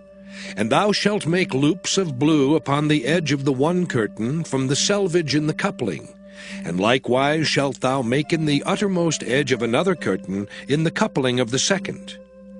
50 loops shalt thou make in the one curtain, and 50 loops shalt thou make in the edge of the curtain that is in the coupling of the second, that the loops may take hold one of another. And thou shalt make 50 taches of gold, and couple the curtains together with the taches, and it shall be one tabernacle. And thou shalt make curtains of goat's hair to be a covering upon the tabernacle. 11 curtains shalt thou make. The length of one curtain shall be 30 cubits, and the breadth of one curtain 4 cubits, and the 11 curtains shall be all of one measure. And thou shalt couple 5 curtains by themselves, and 6 curtains by themselves, and shalt double the 6th curtain in the forefront of the tabernacle. And thou shalt make 50 loops on the edge of the one curtain that is outmost in the coupling, and 50 loops in the edge of the curtain which coupleth the second. And thou shalt make 50 taches of brass, and put the taches into the loops, and couple the tent together, that it may be one. And the remnant that remaineth of the curtains of the tent, the half curtain that remaineth, shall hang over the backside of the tabernacle. And a cubit on the one side, and a cubit on the other side of that which remaineth in the length of the curtains of the tent, it shall hang over the sides of the tabernacle on this side and on that side, to cover it. And thou shalt make a covering for the tent of rams' skins dyed red, and a covering above of badgers' skins. And thou shalt make boards for the tabernacle of shittim wood standing up. 10 cubits shall be the length of a board, and a cubit and a half shall be the breadth of one board. 2 tenons shall there be in one board, set in order one against another. Thus shalt thou make for all the boards of the tabernacle. And thou shalt make the boards for the tabernacle, 20 boards on the south side southward. And thou shalt make 40 sockets of silver under the 20 boards, 2 sockets under one board for his 2 tenons, and 2 sockets under another board for his 2 tenons. And for the second side of the tabernacle, on the north side, there shall be 20 boards, and there 40 sockets of silver, 2 sockets under one board, and 2 sockets under another board. And for the sides of the tabernacle westward thou shalt make 6 boards, and 2 boards shalt thou make for the corners of the tabernacle in the 2 sides. And they shall be coupled together beneath, and they shall be coupled together above the head of it unto one ring. Thus shall it be for them both. They shall be for the 2 corners. And they shall be 8 boards, and their sockets of silver 16 sockets, 2 sockets under one board, and 2 sockets under another board. And thou shalt make bars of shittim wood, 5 for the boards of the one side of the tabernacle, and 5 bars for the boards of the other side of the tabernacle, and 5 bars for the boards of the side of the tabernacle for the 2 sides westward. And the middle bar in the midst of the boards shall reach from end to end. And thou shalt overlay the boards with gold, and make their rings of gold for places for the bars. And thou shalt overlay the bars with gold. And thou shalt rear up the tabernacle according to the fashion thereof which was showed thee in the mount. And thou shalt make a veil of blue and purple and scarlet and fine twined linen of cunning work. With cherubims shall it be made. And thou shalt hang it upon 4 pillars of shittim wood overlaid with gold. Their hooks shall be of gold upon the 4 sockets of silver. And thou shalt hang up the veil under the taches, that thou mayest bring in thither within the veil the ark of the testimony. And the veil shall divide unto you between the holy place and the most holy. And thou shalt put the mercy seat upon the ark of the testimony in the most holy place. And thou shalt set the table without the veil, and the candlestick over against the table on the side of the tabernacle toward the south. And thou shalt put the table on the north side. And thou shalt make an hanging for the door of the tent of blue and purple and scarlet and fine twined linen, wrought with needlework. And thou shalt make for the hanging 5 pillars of shittim wood, and overlay them with gold, and their hooks shall be of gold. And thou shalt cast 5 sockets of brass for them. Exodus chapter 27. And thou shalt make an altar of shittim wood, 5 cubits long and 5 cubits broad. The altar shall be 4 square, and the height thereof shall be 3 cubits. And thou shalt make the horns of it upon the 4 corners thereof. His horns shall be of the same, and thou shalt overlay it with brass. And thou shalt make his pans to receive his ashes, and his shovels, and his basins, and his flesh hooks, and his fire pans. All the vessels thereof thou shalt make of brass. And thou shalt make for it a grate of network of brass. And upon the net shalt thou make 4 brazen rings in the 4 corners thereof. And thou shalt put it under the compass of the altar beneath, that the net may be even to the midst of the altar. And thou shalt make staves for the altar, staves of shittim wood, and overlay them with brass. And the staves shall be put into the rings, and the staves shall be upon the 2 sides of the altar, to bear it. Hollow with boards shalt thou make it, as it was showed thee in the mount, so shall they make it. And thou shalt make the court of the tabernacle. For the south side southward there shall be hangings for the court of fine twined linen of 100 cubits long for one side. And the 20 pillars thereof and their 20 sockets shall be of brass. The hooks of the pillars and their fillets shall be of silver. And likewise for the north side in length there shall be hangings of 100 cubits long, and his 20 pillars and their 20 sockets of brass, the hooks of the pillars and their fillets of silver. And for the breadth of the court on the west side shall be hangings of 50 cubits, their pillars 10 and their sockets 10. And the breadth of the court on the east side eastward shall be 50 cubits.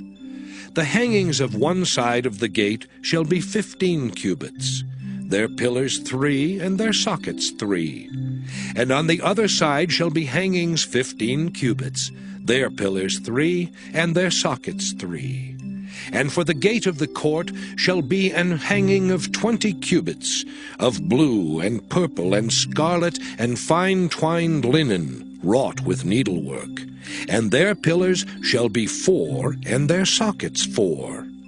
All the pillars round about the court shall be filleted with silver. Their hooks shall be of silver, and their sockets of brass. The length of the court shall be 100 cubits, and the breadth 50 everywhere, and the height 5 cubits of fine twined linen, and their sockets of brass. All the vessels of the tabernacle in all the service thereof, and all the pins thereof, and all the pins of the court shall be of brass. And thou shalt command the children of Israel that they bring thee pure olive oil beaten for the light, to cause the lamp to burn always. In the tabernacle of the congregation without the veil, which is before the testimony, Aaron and his sons shall order it from evening to morning before the Lord. It shall be a statute forever unto their generations on the behalf of the children of Israel. Exodus chapter 28. And take thou unto thee Aaron thy brother and his sons with him from among the children of Israel, that he may minister unto me in the priest's office. Even Aaron, Nadab and Abihu, Eleazar and Ithamar, Aaron's sons. And thou shalt make holy garments for Aaron thy brother for glory and for beauty. And thou shalt speak unto all that are wise-hearted, whom I have filled with the spirit of wisdom, that they may make Aaron's garments to consecrate him, that he may minister unto me in the priest's office. And these are the garments which they shall make: a breastplate, and an ephod and a robe, and a broidered coat, a mitre, and a girdle. And they shall make holy garments for Aaron thy brother and his sons, that he may minister unto me in the priest's office. And they shall take gold, and blue, and purple, and scarlet, and fine linen. And they shall make the ephod of gold, of blue, and of purple, of scarlet, and fine twined linen, with cunning work. It shall have the 2 shoulder pieces thereof joined at the 2 edges thereof, and so it shall be joined together. And the curious girdle of the ephod, which is upon it, shall be of the same, according to the work thereof, even of gold, of blue, and purple, and scarlet, and fine twined linen. And thou shalt take 2 onyx stones, and grave on them the names of the children of Israel, 6 of their names on 1 stone, and the other 6 names of the rest on the other stone, according to their birth. With the work of an engraver in stone, like the engravings of a signet, shalt thou engrave the 2 stones with the names of the children of Israel. Thou shalt make them to be set in ouches of gold. And thou shalt put the 2 stones upon the shoulders of the ephod for stones of memorial unto the children of Israel. And Aaron shall bear their names before the Lord upon his 2 shoulders for a memorial. And thou shalt make ouches of gold, and 2 chains of pure gold at the ends. Of wreathen work shalt thou make them, and fasten the wreathen chains to the ouches. And thou shalt make the breastplate of judgment with cunning work. After the work of the ephod thou shalt make it. Of gold, of blue, and of purple, and of scarlet, and of fine twined linen shalt thou make it. 4 square it shall be, being doubled. A span shall be the length thereof, and a span shall be the breadth thereof. And thou shalt set it in settings of stones, even 4 rows of stones. The first row shall be a sardius, a topaz, and a carbuncle. This shall be the first row. And the second row shall be an emerald, a sapphire, and a diamond. And the third row, a ligure, an agate, and an amethyst. And the fourth row, a beryl, and an onyx, and a jasper. They shall be set in gold in their enclosings. And the stones shall be with the names of the children of Israel, 12, according to their names, like the engravings of a signet. Every one with his name shall they be according to the 12 tribes. And thou shalt make upon the breastplate chains at the ends of wreathen work of pure gold. And thou shalt make upon the breastplate 2 rings of gold, and shalt put the 2 rings on the 2 ends of the breastplate. And thou shalt put the 2 wreathen chains of gold in the 2 rings which are on the ends of the breastplate. And the other 2 ends of the 2 wreathen chains thou shalt fasten in the 2 ouches, and put them on the shoulder pieces of the ephod before it. And thou shalt make 2 rings of gold, and thou shalt put them upon the 2 ends of the breastplate in the border thereof, which is in the side of the ephod inward. And 2 other rings of gold thou shalt make, and shalt put them on the 2 sides of the ephod underneath, toward the forepart thereof, over against the other coupling thereof, above the curious girdle of the ephod. And they shall bind the breastplate by the rings thereof unto the rings of the ephod with a lace of blue, that it may be above the curious girdle of the ephod, and that the breastplate be not loosed from the ephod. And Aaron shall bear the names of the children of Israel in the breastplate of judgment upon his heart, when he goeth in unto the holy place for a memorial before the Lord continually. And thou shalt put in the breastplate of judgment the Urim and the Thummim, and they shall be upon Aaron's heart when he goeth in before the Lord. And Aaron shall bear the judgment of the children of Israel upon his heart before the Lord continually. And thou shalt make the robe of the ephod all of blue, and there shall be an hole in the top of it, in the midst thereof. It shall have a binding of woven work round about the whole of it, as it were the whole of an habergeon, that it be not rent. And beneath upon the hem of it thou shalt make pomegranates of blue, and of purple, and of scarlet, round about the hem thereof, and bells of gold between them round about. A golden bell and a pomegranate, a golden bell and a pomegranate, upon the hem of the robe round about. And it shall be upon Aaron to minister, and his sound shall be heard when he goeth in unto the holy place before the Lord, and when he cometh out, that he die not. And thou shalt make a plate of pure gold, and grave upon it, like the engravings of a signet, Holiness to the Lord. And thou shalt put it on a blue lace, that it may be upon the mitre, upon the forefront of the mitre it shall be. And it shall be upon Aaron's forehead, that Aaron may bear the iniquity of the holy things which the children of Israel shall hallow in all their holy gifts. And it shall be always upon his forehead, that they may be accepted before the Lord.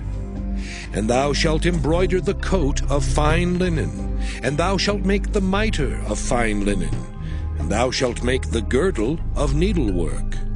And for Aaron's sons thou shalt make coats, and thou shalt make for them girdles, and bonnets shalt thou make for them, for glory and for beauty.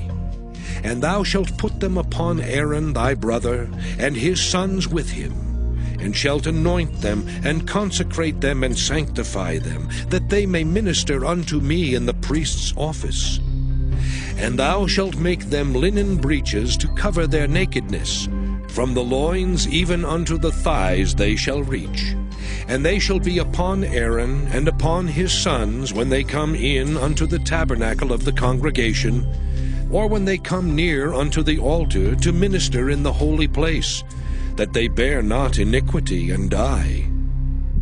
It shall be a statute forever unto him and his seed after him.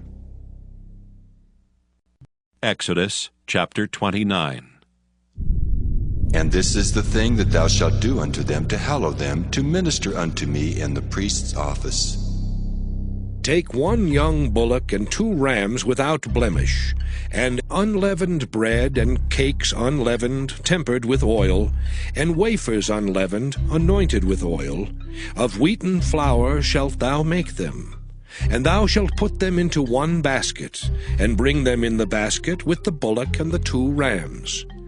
And Aaron and his sons thou shalt bring unto the door of the tabernacle of the congregation, and shalt wash them with water. And thou shalt take the garments, and put upon Aaron the coat, and the robe of the ephod, and the breastplate, and gird him with the curious girdle of the ephod. And thou shalt put the mitre upon his head, and put the holy crown upon the mitre. Then shalt thou take the anointing oil, and pour it upon his head, and anoint him. And thou shalt bring his sons, and put coats upon them.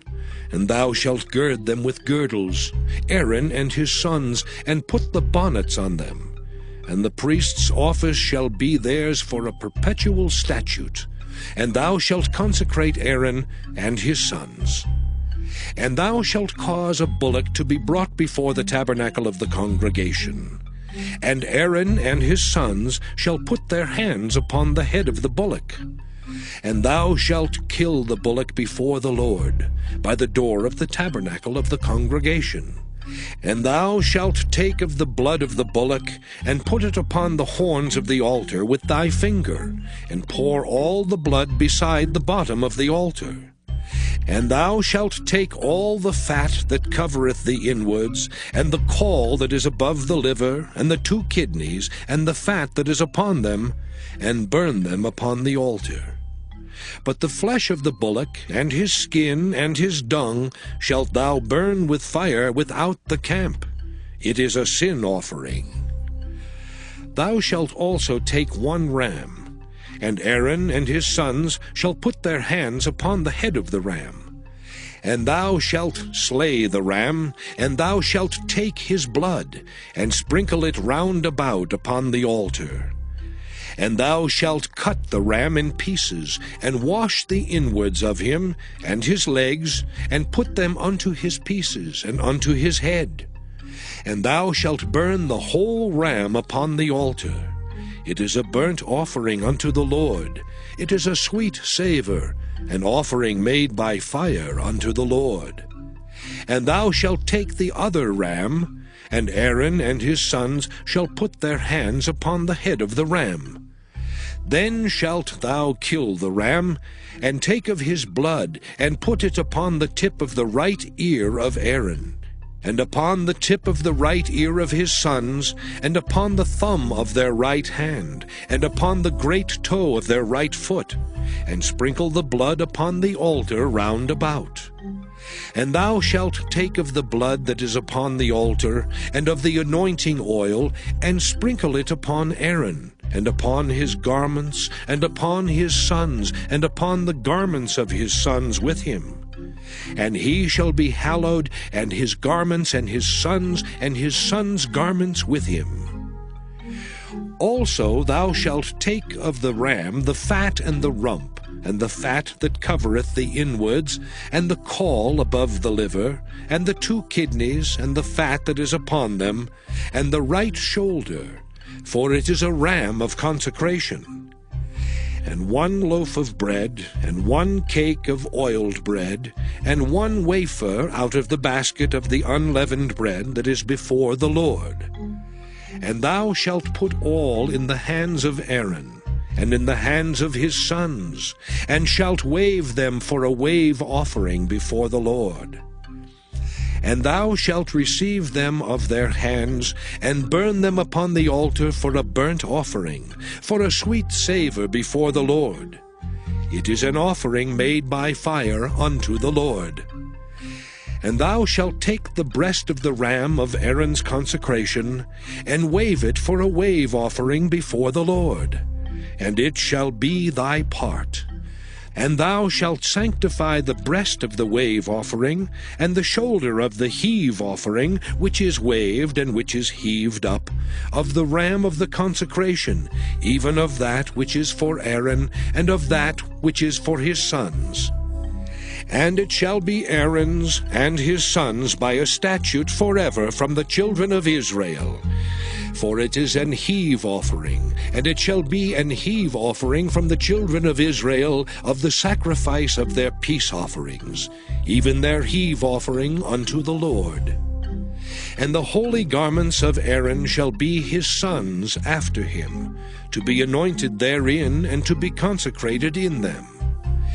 And that son that is priest in his stead shall put them on 7 days, when he cometh into the tabernacle of the congregation to minister in the holy place. And thou shalt take the ram of the consecration, and seethe his flesh in the holy place. And Aaron and his sons shall eat the flesh of the ram, and the bread that is in the basket by the door of the tabernacle of the congregation. And they shall eat those things wherewith the atonement was made, to consecrate and to sanctify them. But a stranger shall not eat thereof, because they are holy. And if aught of the flesh of the consecrations, or of the bread, remain unto the morning, then thou shalt burn the remainder with fire. It shall not be eaten, because it is holy.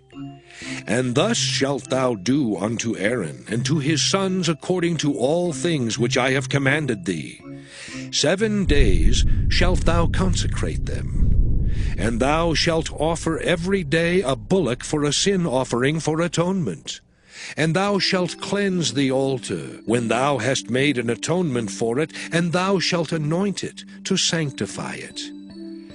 7 days thou shalt make an atonement for the altar, and sanctify it. And it shall be an altar most holy. Whatsoever toucheth the altar shall be holy. Now this is that which thou shalt offer upon the altar: 2 lambs of the first year, day by day, continually. The 1 lamb thou shalt offer in the morning, and the other lamb thou shalt offer at even. And with the 1 lamb 1/10 deal of flour, mingled with the 4th part of an hin of beaten oil, and the 4th part of an hin of wine for a drink offering. And the other lamb thou shalt offer at even, and shalt do thereto according to the meat offering of the morning, and according to the drink offering thereof, for a sweet savour, an offering made by fire unto the Lord.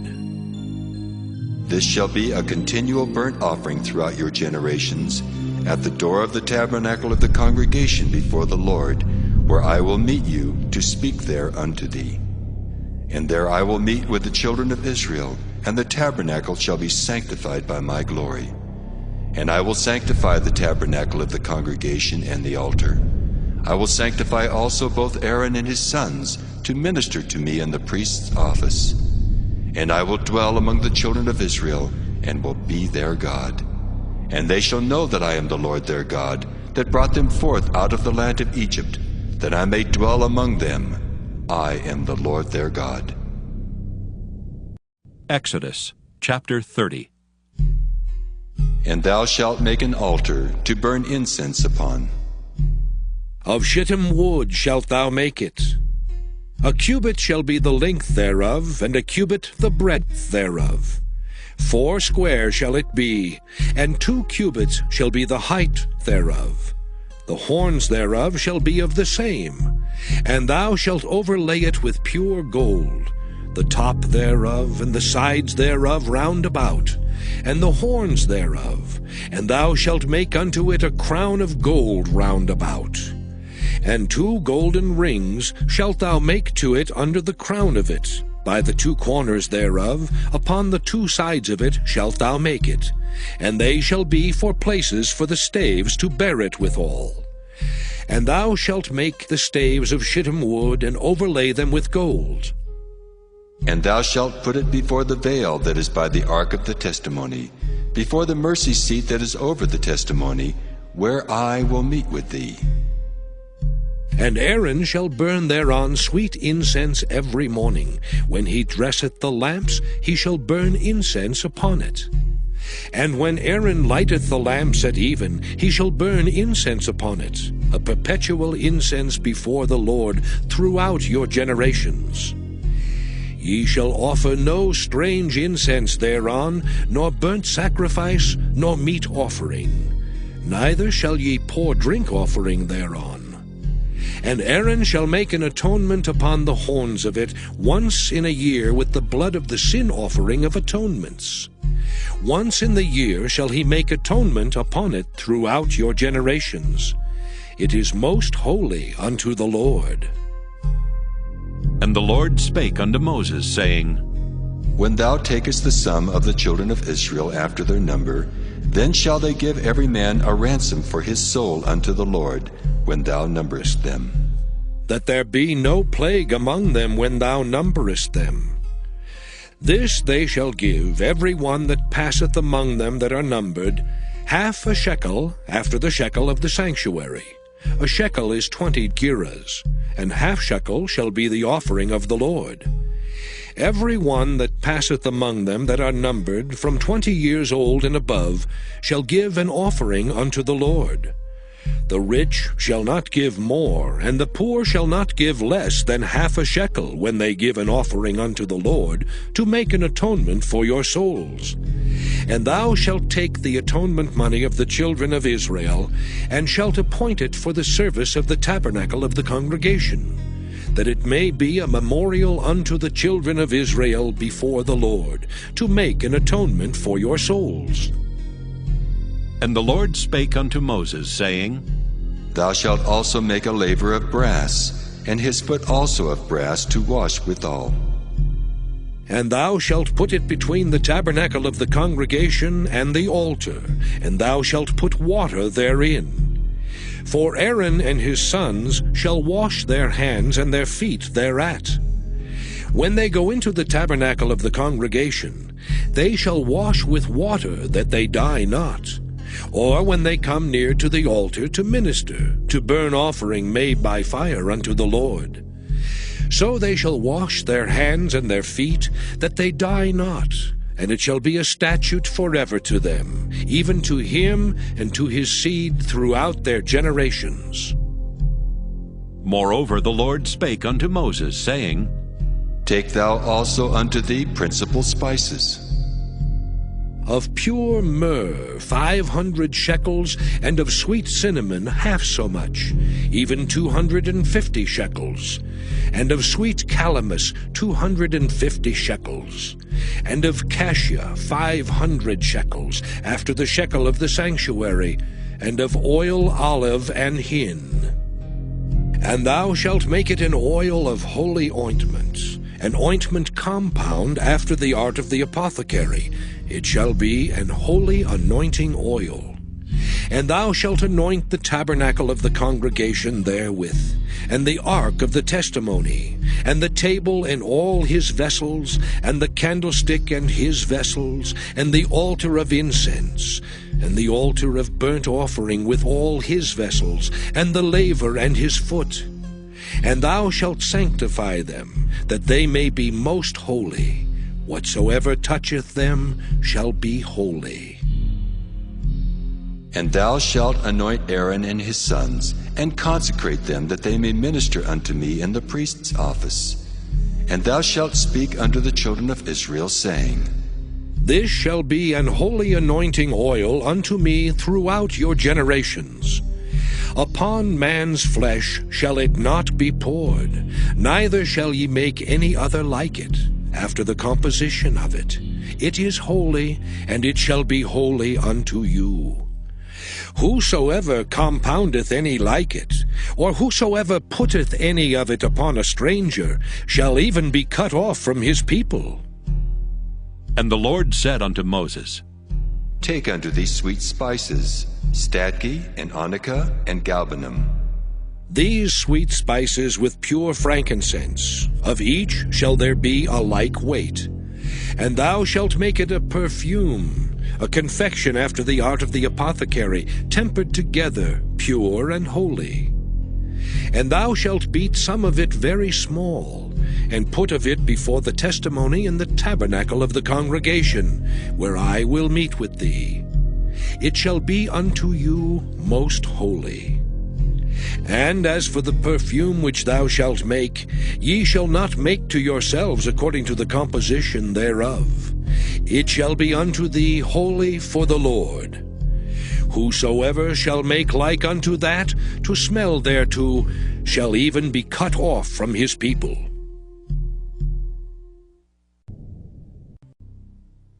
Exodus chapter 31. And the Lord spake unto Moses, saying, See, I have called by name Bezaleel, the son of Uri, the son of Hur, of the tribe of Judah. And I have filled him with the Spirit of God, in wisdom and in understanding, and in knowledge and in all manner of workmanship, to devise cunning works, to work in gold and in silver and in brass, and in cutting of stones to set them, and in carving of timber, to work in all manner of workmanship. And I, behold, I have given with him Aholiab, the son of Ahisamach of the tribe of Dan.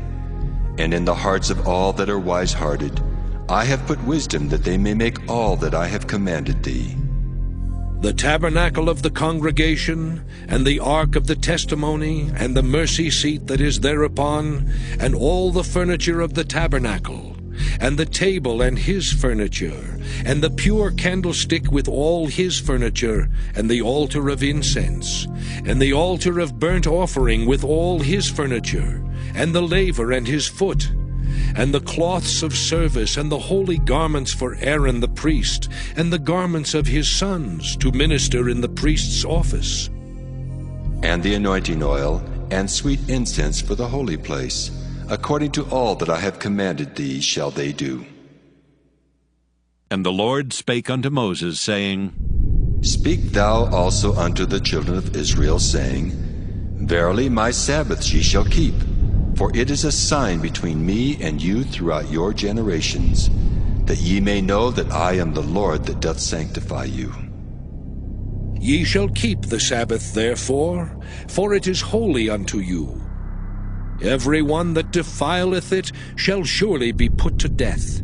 For whosoever doeth any work therein, that soul shall be cut off from among his people. 6 days may work be done, but in the 7th is the Sabbath of rest, holy to the Lord. Whosoever doeth any work in the Sabbath day, he shall surely be put to death. Wherefore the children of Israel shall keep the Sabbath, to observe the Sabbath throughout their generations, for a perpetual covenant. It is a sign between me and the children of Israel forever. For in 6 days the Lord made heaven and earth, and on the 7th day he rested, and was refreshed. And he gave unto Moses, when he had made an end of communing with him upon Mount Sinai, 2 tables of testimony, tables of stone, written with the finger of God. Exodus chapter 32. And when the people saw that Moses delayed to come down out of the mount, the people gathered themselves together unto Aaron, and said unto him, Up, make us gods which shall go before us. For as for this Moses, the man that brought us up out of the land of Egypt, we wot not what has become of him. And Aaron said unto them, Break off the golden earrings which are in the ears of your wives, of your sons, and of your daughters, and bring them unto me. And all the people brake off the golden earrings which were in their ears, and brought them unto Aaron. And he received them at their hand, and fashioned it with a graving tool, after he had made it a molten calf. And they said, These be thy gods, O Israel, which brought thee up out of the land of Egypt. And when Aaron saw it, he built an altar before it. And Aaron made proclamation, and said, Tomorrow is a feast to the Lord. And they rose up early on the morrow, and offered burnt offerings, and brought peace offerings. And the people sat down to eat and to drink, and rose up to play. And the Lord said unto Moses, Go get thee down, for thy people which thou broughtest out of the land of Egypt have corrupted themselves. They have turned aside quickly out of the way which I commanded them. They have made them a molten calf, and have worshipped it, and have sacrificed thereunto, and said, These be thy gods, O Israel, which have brought thee up out of the land of Egypt. And the Lord said unto Moses, I have seen this people, and behold, it is a stiff-necked people. Now therefore let me alone, that my wrath may wax hot against them, and that I may consume them. And I will make of thee a great nation. And Moses besought the Lord his God, and said, Lord, why doth thy wrath wax hot against thy people, which thou hast brought forth out of the land of Egypt with great power and with a mighty hand? Wherefore should the Egyptians speak and say, For mischief did he bring them out, to slay them in the mountains, and to consume them from the face of the earth? Turn from thy fierce wrath, and repent of this evil against thy people. Remember Abraham, Isaac, and Israel, thy servants, to whom thou swarest by thine own self, and saidst unto them, I will multiply your seed as the stars of heaven, and all this land that I have spoken of will I give unto your seed, and they shall inherit it forever. And the Lord repented of the evil which he thought to do unto his people. And Moses turned and went down from the mount, and the 2 tables of the testimony were in his hand. The tables were written on both their sides. On the one side and on the other were they written. And the tables were the work of God, and the writing was the writing of God, graven upon the tables. And when Joshua heard the noise of the people as they shouted, he said unto Moses, There is a noise of war in the camp. And he said, It is not the voice of them that shout for mastery, neither is it the voice of them that cry for being overcome, but the noise of them that sing do I hear. And it came to pass, as soon as he came nigh unto the camp, that he saw the calf and the dancing. And Moses' anger waxed hot, and he cast the tables out of his hands, and brake them beneath the mount. And he took the calf which they had made, and burnt it in the fire, and ground it to powder, and strawed it upon the water, and made the children of Israel drink of it. And Moses said unto Aaron, What did this people unto thee, that thou hast brought so great a sin upon them? And Aaron said, Let not the anger of my Lord wax hot. Thou knowest the people, that they are set on mischief. For they said unto me, Make us gods, which shall go before us. For as for this Moses, the man that brought us up out of the land of Egypt, we wot not what is become of him. And I said unto them, Whosoever hath any gold, let them break it off. So they gave it me. Then I cast it into the fire, and there came out this calf. And when Moses saw that the people were naked, for Aaron had made them naked unto their shame among their enemies, then Moses stood in the gate of the camp and said, Who is on the Lord's side? Let him come unto me. And all the sons of Levi gathered themselves together unto him.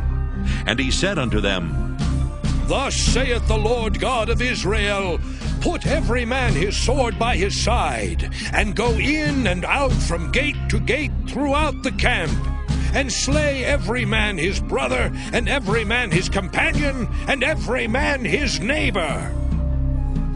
And the children of Levi did according to the word of Moses. And there fell of the people that day about 3,000 men. For Moses had said, Consecrate yourselves today to the Lord, even every man upon his son, and upon his brother, that he may bestow upon you a blessing this day. And it came to pass on the morrow that Moses said unto the people, Ye have sinned a great sin, and now I will go up unto the Lord. Peradventure I shall make an atonement for your sin. And Moses returned unto the Lord and said, Oh, this people have sinned a great sin, and have made them gods of gold. Yet now, if thou wilt forgive their sin, and if not, blot me, I pray thee, out of thy book which thou hast written. And the Lord said unto Moses, Whosoever hath sinned against me, him will I blot out of my book. Therefore now go, lead the people unto the place of which I have spoken unto thee. Behold, mine angel shall go before thee. Nevertheless, in the day when I visit, I will visit their sin upon them. And the Lord plagued the people, because they made the calf which Aaron made. Exodus chapter 33. And the Lord said unto Moses, Depart and go up hence, thou and the people which thou hast brought up out of the land of Egypt, unto the land which I swear unto Abraham, to Isaac, and to Jacob, saying, Unto thy seed will I give it. And I will send an angel before thee, and I will drive out the Canaanite, the Amorite, and the Hittite, and the Perizzite, the Hivite, and the Jebusite, unto a land flowing with milk and honey, for I will not go up in the midst of thee, for thou art a stiff-necked people, lest I consume thee in the way. And when the people heard these evil tidings, they mourned, and no man did put on him his ornaments. For the Lord had said unto Moses, Say unto the children of Israel, Ye are a stiff-necked people. I will come up into the midst of thee in a moment, and consume thee. Therefore now put off thine ornaments from thee, that I may know what to do unto thee. And the children of Israel stripped themselves of their ornaments by the Mount Horeb. And Moses took the tabernacle, and pitched it without the camp, afar off from the camp, and called it the tabernacle of the congregation. And it came to pass that every one which sought the Lord went out unto the tabernacle of the congregation, which was without the camp. And it came to pass, when Moses went out unto the tabernacle, that all the people rose up, and stood every man at his tent door, and looked after Moses until he was gone into the tabernacle. And it came to pass, as Moses entered into the tabernacle, the cloudy pillar descended, and stood at the door of the tabernacle. And the Lord talked with Moses. And all the people saw the cloudy pillar stand at the tabernacle door. And all the people rose up and worshipped, every man in his tent door. And the Lord spake unto Moses face to face, as a man speaketh unto his friend. And he turned again into the camp. But his servant Joshua, the son of Nun, a young man, departed not out of the tabernacle. And Moses said unto the Lord, See, thou sayest unto me, Bring up this people, and thou hast not let me know whom thou wilt send with me. Yet thou hast said, I know thee by name, and thou hast also found grace in my sight. Now therefore I pray thee, if I have found grace in thy sight, show me now thy way, that I may know thee, that I may find grace in thy sight, and consider that this nation is thy people. And he said, My presence shall go with thee, and I will give thee rest. And he said unto him, If thy presence go not with me, carry us not up hence. For wherein shall it be known here that I and thy people have found grace in thy sight? Is it not in that thou goest with us? So shall we be separated, I and thy people, from all the people that are upon the face of the earth. And the Lord said unto Moses, I will do this thing also that thou hast spoken, for thou hast found grace in my sight, and I know thee by name. And he said, I beseech thee, show me thy glory. And he said, I will make all my goodness pass before thee, and I will proclaim the name of the Lord before thee, and will be gracious to whom I will be gracious, and will show mercy on whom I will show mercy. And he said, Thou canst not see my face, for there shall no man see me and live. And the Lord said, Behold, there is a place by me, and thou shalt stand upon a rock. And it shall come to pass, while my glory passeth by, that I will put thee in a cleft of the rock, and will cover thee with my hand while I pass by. And I will take away mine hand, and thou shalt see my back parts, but my face shall not be seen.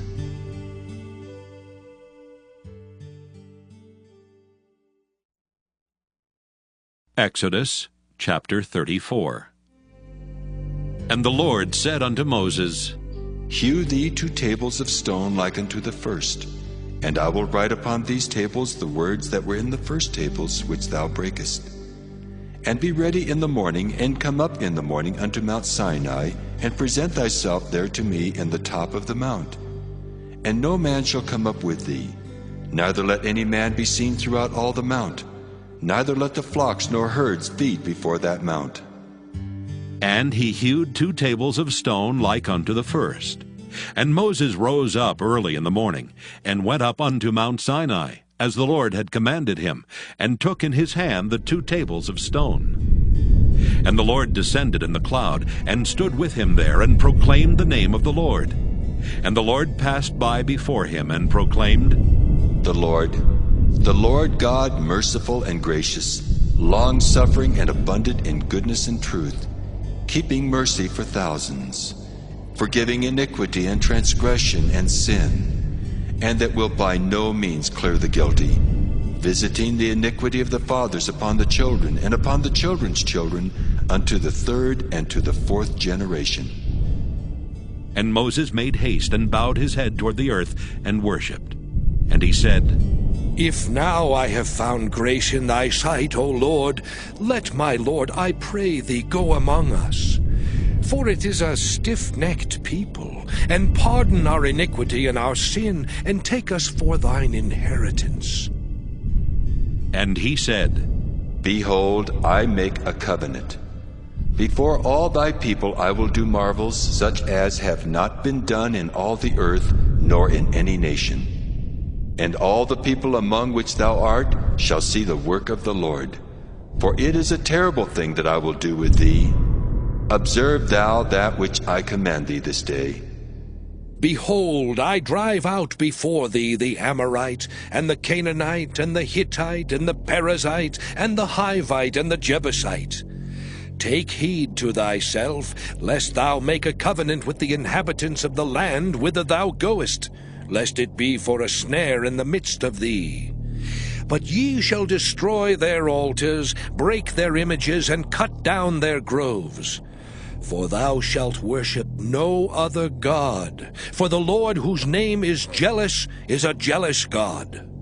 Lest thou make a covenant with the inhabitants of the land, and they go a-whoring after their gods, and do sacrifice unto their gods, and one call thee, and thou eat of his sacrifice. And thou take of their daughters unto thy sons, and their daughters go a-whoring after their gods, and make thy sons go a-whoring after their gods. Thou shalt make thee no molten gods. The feast of unleavened bread shalt thou keep. 7 days thou shalt eat unleavened bread, as I commanded thee in the time of the month Abib. For in the month Abib thou camest out from Egypt. All that openeth the matrix is mine, and every firstling among thy cattle, whether ox or sheep, that is male. But the firstling of an ass thou shalt redeem with a lamb. And if thou redeem him not, then shalt thou break his neck. All the firstborn of thy sons thou shalt redeem, and none shall appear before me empty. 6 days thou shalt work, but on the 7th day thou shalt rest. In earing time and in harvest thou shalt rest. And thou shalt observe the feast of weeks, of the first fruits of wheat harvest, and the feast of ingathering at the year's end. Thrice in the year shall all your men children appear before the Lord God, the God of Israel. For I will cast out the nations before thee, and enlarge thy borders. Neither shall any man desire thy land, when thou shalt go up to appear before the Lord thy God thrice in the year. Thou shalt not offer the blood of my sacrifice with leaven, neither shall the sacrifice of the feast of the Passover be left unto the morning. The first of the first fruits of thy land thou shalt bring unto the house of the Lord thy God. Thou shalt not see the kid in his mother's milk.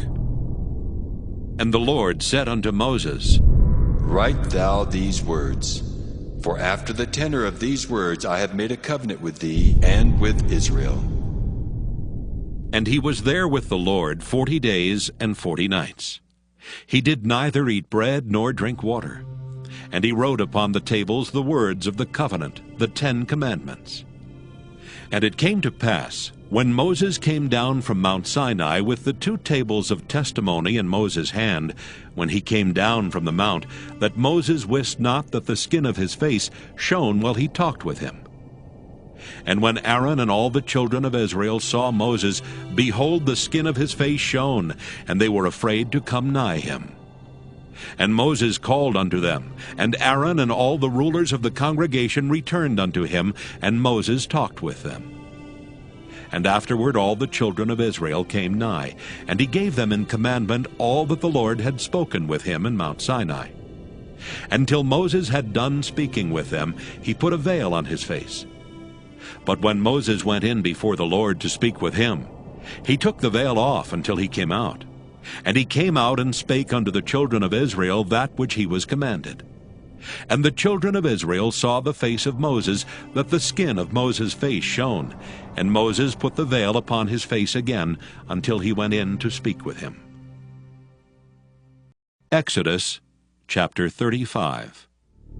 And Moses gathered all the congregation of the children of Israel together, and said unto them, These are the words which the Lord hath commanded, that ye should do them. 6 days shall work be done, but on the 7th day there shall be to you an holy day, a Sabbath of rest to the Lord. Whosoever doeth work therein shall be put to death. Ye shall kindle no fire throughout your habitations upon the Sabbath day. And Moses spake unto all the congregation of the children of Israel, saying, This is the thing which the Lord commanded, saying, Take ye from among you an offering unto the Lord. Whosoever is of a willing heart, let him bring it, an offering of the Lord, gold and silver and brass, and blue and purple and scarlet, and fine linen, and goat's hair, and ram's skins dyed red, and badger's skins, and shittim wood, and oil for the light, and spices for anointing oil, and for the sweet incense, and onyx stones, and stones to be set for the ephod, and for the breastplate. And every wise-hearted among you shall come, and make all that the Lord hath commanded.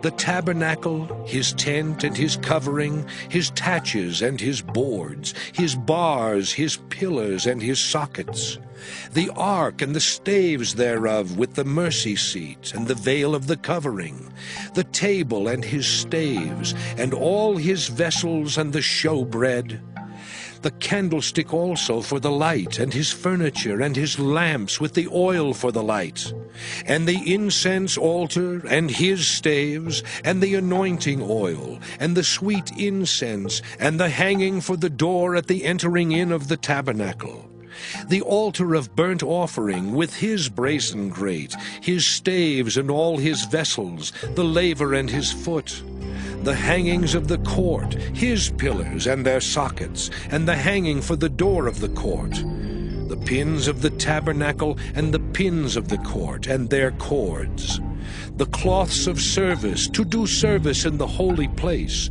the holy garments for Aaron the priest, and the garments of his sons to minister in the priest's office.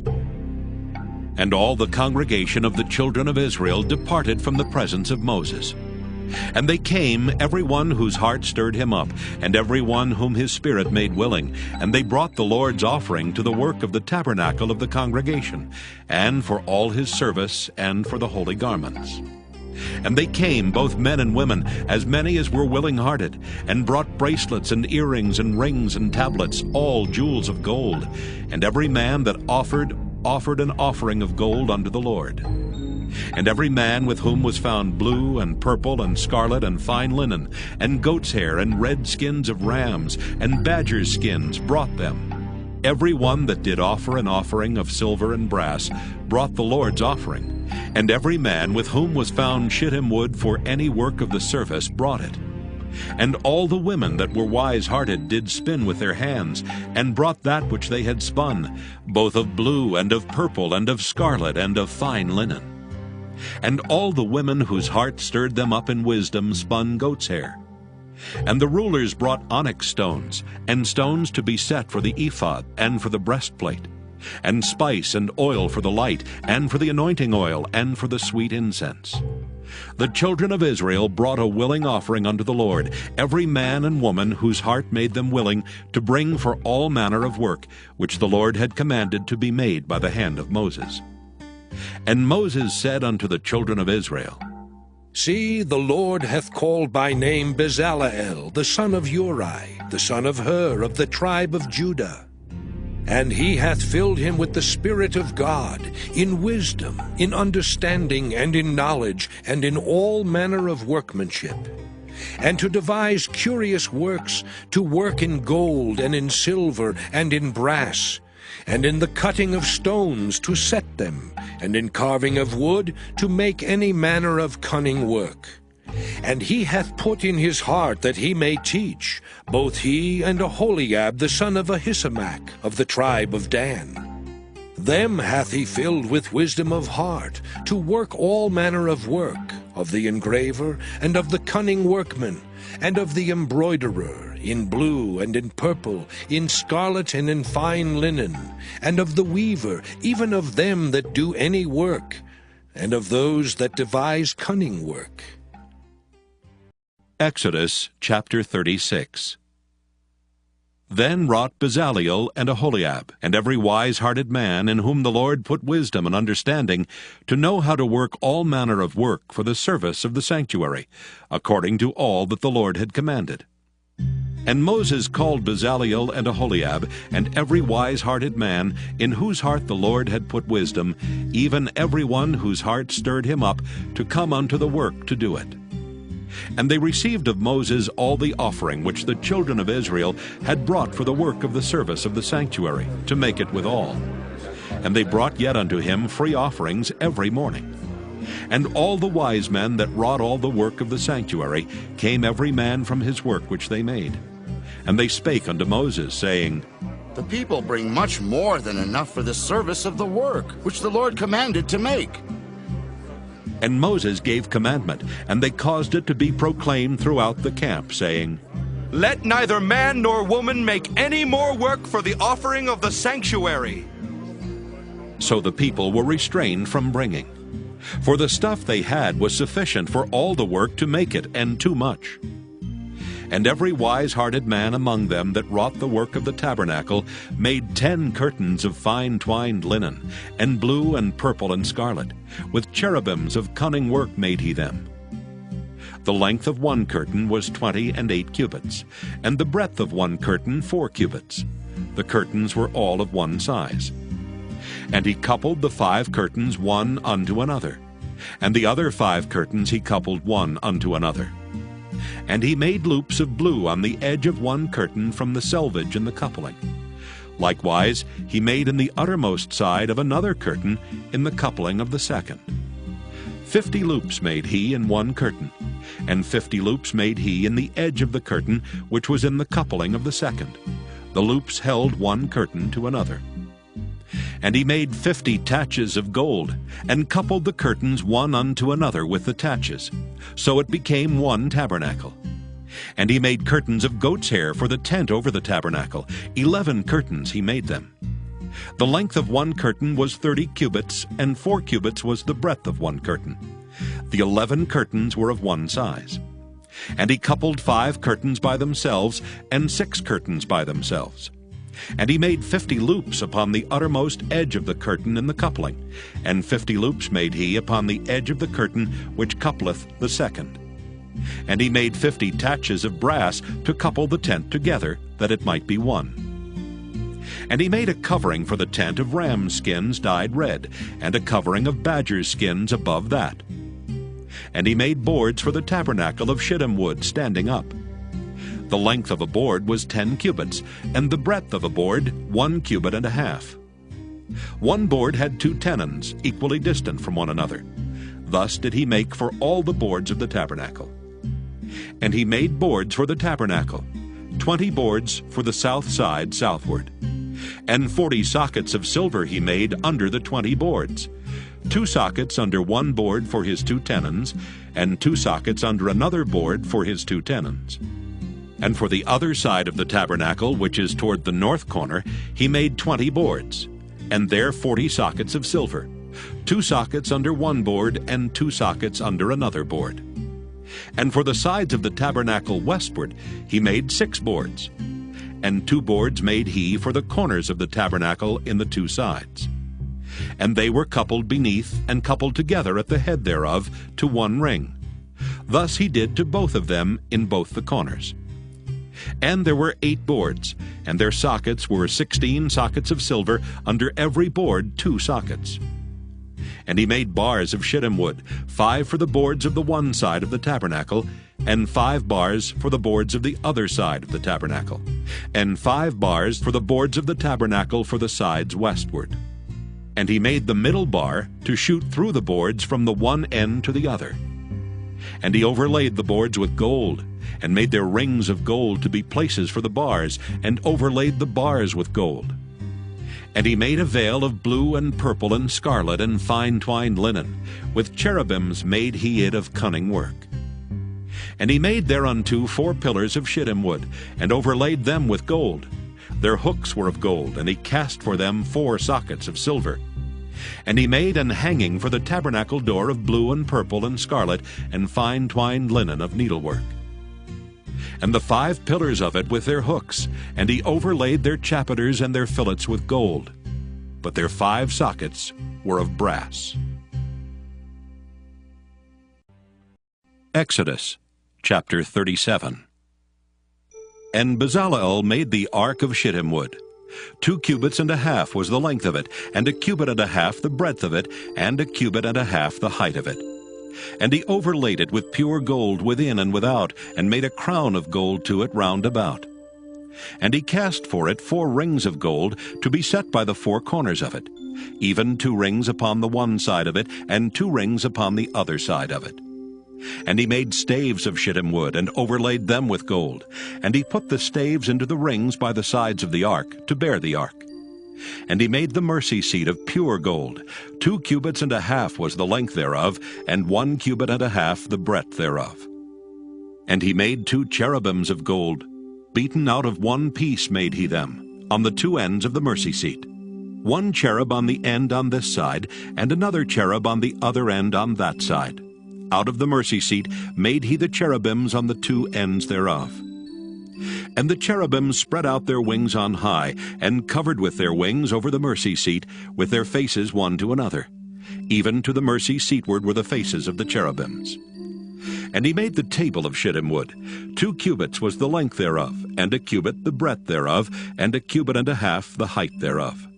And he overlaid it with pure gold, and made thereunto a crown of gold round about. Also he made thereunto a border of an handbreadth round about, and made a crown of gold for the border thereof round about. And he cast for it 4 rings of gold, and put the rings upon the 4 corners that were in the 4 feet thereof. Over against the border were the rings, the places for the staves to bear the table. And he made the staves of shittim wood, and overlaid them with gold to bear the table. And he made the vessels which were upon the table, his dishes and his spoons and his bowls, and his covers to cover withal of pure gold. And he made the candlestick of pure gold. Of beaten work made he the candlestick. His shaft and his branch, his bowls, his knops and his flowers were of the same. And 6 branches going out of the sides thereof. 3 branches of the candlestick out of the one side thereof, and 3 branches of the candlestick out of the other side thereof. 3 bowls made after the fashion of almonds in one branch, a knop and a flower. And 3 bowls made like almonds in another branch, a knop and a flower. So throughout the 6 branches going out of the candlestick. And in the candlestick were 4 bowls made like almonds, his knops and his flowers. And a knop under 2 branches of the same, and a knop under 2 branches of the same, and a knop under 2 branches of the same, according to the 6 branches going out of it. Their knops and their branches were of the same, all of it was one beaten work of pure gold. And he made his 7 lamps, and his snuffers, and his snuff dishes of pure gold. Of a talent of pure gold made he it, and all the vessels thereof. And he made the incense altar of shittim wood. The length of it was 1 cubit, and the breadth of it 1 cubit. It was 4 square, and 2 cubits was the height of it. The horns thereof were of the same. And he overlaid it with pure gold, both the top of it and the sides thereof round about, and the horns of it. Also he made unto it a crown of gold round about. And he made 2 rings of gold for it under the crown thereof, by the 2 corners of it, upon the 2 sides thereof, to be places for the staves to bear it withal. And he made the staves of shittim wood, and overlaid them with gold. And he made the holy anointing oil, and the pure incense of sweet spices, according to the work of the apothecary. Exodus chapter 38.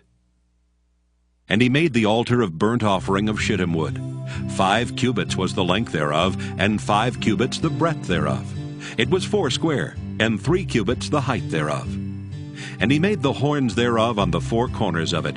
The horns thereof were of the same, and he overlaid it with brass. And he made all the vessels of the altar, the pots and the shovels and the basins and the flesh hooks and the fire pans. All the vessels thereof made he of brass. And he made for the altar a brazen grate of network under the compass thereof, beneath unto the midst of it. And he cast 4 rings for the 4 ends of the grate of brass, to be places for the staves. And he made the staves of shittim wood, and overlaid them with brass. And he put the staves into the rings on the sides of the altar, to bear it withal. He made the altar hollow with boards. And he made the laver of brass, and the foot of it of brass, of the looking glasses of the women assembling, which assembled at the door of the tabernacle of the congregation. And he made the court. On the south side southward, the hangings of the court were of fine twined linen, 100 cubits. Their pillars were 20, and their brazen sockets 20. The hooks of the pillars and their fillets were of silver. And for the north side, the hangings were 100 cubits. Their pillars were 20, and their sockets of brass 20. The hooks of the pillars and their fillets of silver. And for the west side were hangings of 50 cubits. Their pillars 10, and their sockets 10. The hooks of the pillars and their fillets of silver. And for the east side eastward 50 cubits. The hangings of the one side of the gate were 15 cubits, their pillars 3, and their sockets 3. And for the other side of the court gate, on this hand and that hand, were hangings of 15 cubits, their pillars 3, and their sockets 3. All the hangings of the court round about were of fine twined linen. And the sockets for the pillars were of brass, the hooks of the pillars and their fillets of silver, and the overlaying of their chapiters of silver. And all the pillars of the court were filleted with silver. And the hanging for the gate of the court was needlework of blue and purple and scarlet, and fine twined linen. And 20 cubits was the length, and the height and the breadth was 5 cubits, answerable to the hangings of the court. And their pillars were 4, and their sockets of brass 4, their hooks of silver, and the overlaying of their chapiters and their fillets of silver. And all the pins of the tabernacle and of the court round about were of brass. This is the sum of the tabernacle, even of the tabernacle of testimony, as it was counted, according to the commandment of Moses, for the service of the Levites, by the hand of Ithamar, son to Aaron the priest.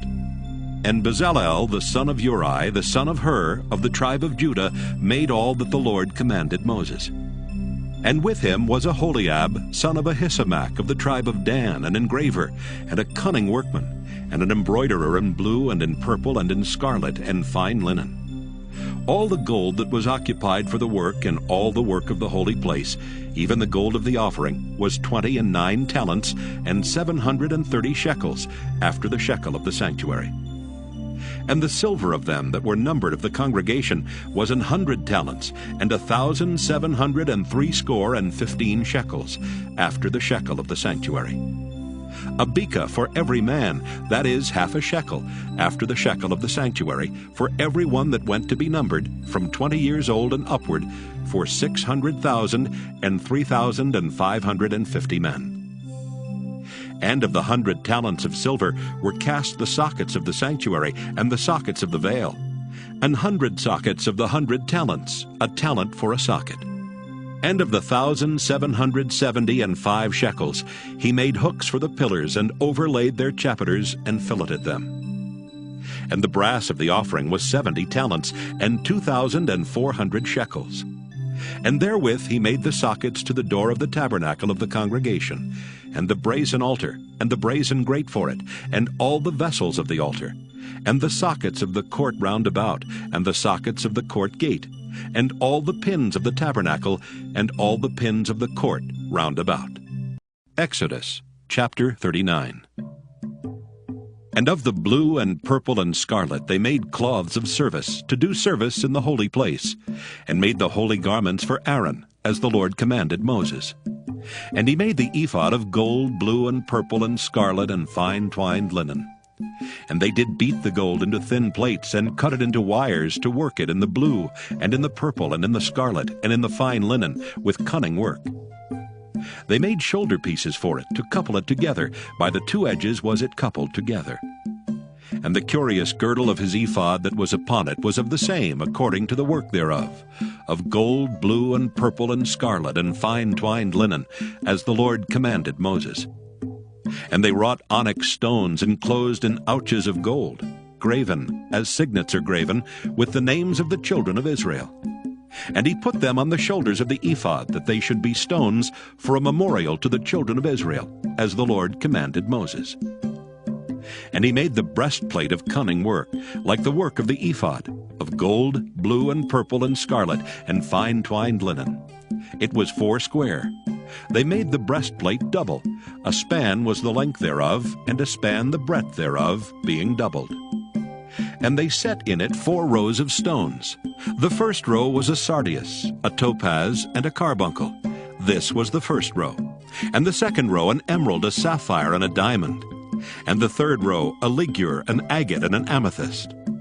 And the fourth row a beryl, an onyx, and a jasper. They were enclosed in ouches of gold in their enclosings. And the stones were according to the names of the children of Israel, 12, according to their names, like the engravings of a signet, every one with his name according to the 12 tribes. And they made upon the breastplate chains at the ends of wreathen work of pure gold. And they made 2 ouches of gold and 2 gold rings, and put the 2 rings in the 2 ends of the breastplate. And they put the 2 wreathen chains of gold and the 2 rings on the ends of the breastplate. And the 2 ends of the 2 wreathen chains they fastened in the 2 ouches, and put them on the shoulder pieces of the ephod before it. And they made 2 rings of gold, and put them on the 2 ends of the breastplate, upon the border of it, which was on the side of the ephod inward. And they made 2 other golden rings, and put them on the 2 sides of the ephod underneath, toward the forepart of it, over against the other coupling thereof, above the curious girdle of the ephod. And they did bind the breastplate by his rings under the rings of the ephod with a lace of blue, that it might be above the curious girdle of the ephod, and that the breastplate might not be loosed from the ephod, as the Lord commanded Moses. And he made the robe of the ephod of woven work, all of blue. And there was an hole in the midst of the robe as the hole of an habergeon, with a band round about the hole that it should not rend. And they made upon the hems of the robe pomegranates of blue and purple and scarlet and twined linen. And they made bells of pure gold, and put the bells between the pomegranates upon the hem of the robe, round about between the pomegranates. A bell and a pomegranate, a bell and a pomegranate, round about the hem of the robe to minister in, as the Lord commanded Moses. And they made coats of fine linen of woven work for Aaron and for his sons, and a mitre of fine linen, and goodly bonnets of fine linen, and linen breeches of fine twined linen, and a girdle of fine twined linen, and blue and purple and scarlet of needlework, as the Lord commanded Moses. And they made the plate of the holy crown of pure gold, and wrote upon it a writing, like to the engravings of a signet, Holiness to the Lord. And they tied unto it a lace of blue to fasten it on high upon the mitre, as the Lord commanded Moses. Thus was all the work of the tabernacle of the tent of the congregation finished. And the children of Israel did according to all that the Lord commanded Moses, so did they. And they brought the tabernacle unto Moses, the tent and all his furniture, his taches, his boards, his bars, and his pillars and his sockets. And the covering of ram skins dyed red, and the covering of badger skins, and the veil of the covering, the ark of the testimony, and the staves thereof, and the mercy seat, the table and all the vessels thereof, and the showbread, the pure candlestick, with the lamps thereof, even with the lamps to be set in order, and all the vessels thereof, and the oil for light, and the golden altar, and the anointing oil, and the sweet incense, and the hanging for the tabernacle door, the brazen altar and his grate of brass, his staves and all his vessels, the laver and his foot, the hangings of the court, his pillars and his sockets, and the hanging for the court gate, his cords and his pins, and all the vessels of the service of the tabernacle for the tent of the congregation, the cloths of service to do service in the holy place, and the holy garments for Aaron the priest, and his sons' garments, to minister in the priest's office. According to all that the Lord commanded Moses, so the children of Israel made all the work.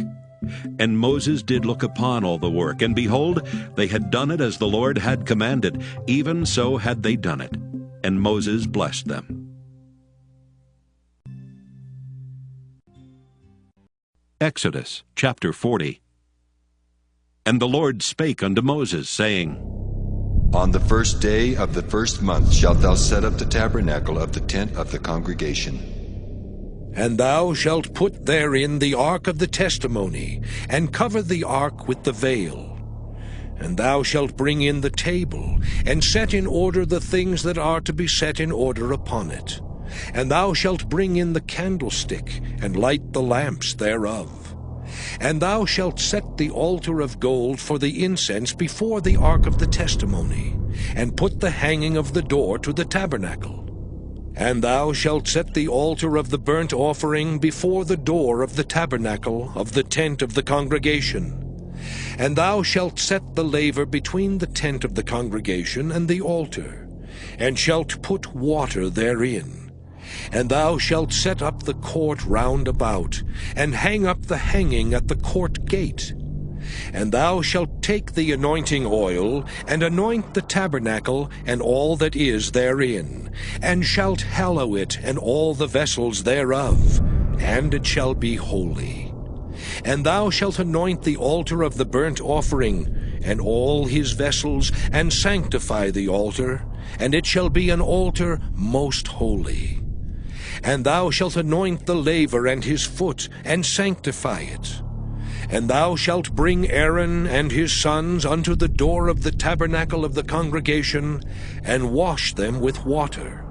And thou shalt put upon Aaron the holy garments, and anoint him, and sanctify him, that he may minister unto me in the priest's office. And thou shalt bring his sons, and clothe them with coats. And thou shalt anoint them as thou didst anoint their father, that they may minister unto me in the priest's office. For their anointing shall surely be an everlasting priesthood throughout their generations. Thus did Moses, according to all that the Lord commanded him, so did he. And it came to pass in the first month in the second year, on the first day of the month, that the tabernacle was reared up. And Moses reared up the tabernacle, and fastened his sockets, and set up the boards thereof, and put in the bars thereof, and reared up his pillars. And he spread abroad the tent over the tabernacle, and put the covering of the tent above upon it, as the Lord commanded Moses. And he took and put the testimony into the ark, and set the staves on the ark, and put the mercy seat above upon the ark. And he brought the ark into the tabernacle, and set up the veil of the covering, and covered the ark of the testimony, as the Lord commanded Moses. And he put the table in the tent of the congregation upon the side of the tabernacle northward without the veil. And he set the bread in order upon it before the Lord, as the Lord had commanded Moses.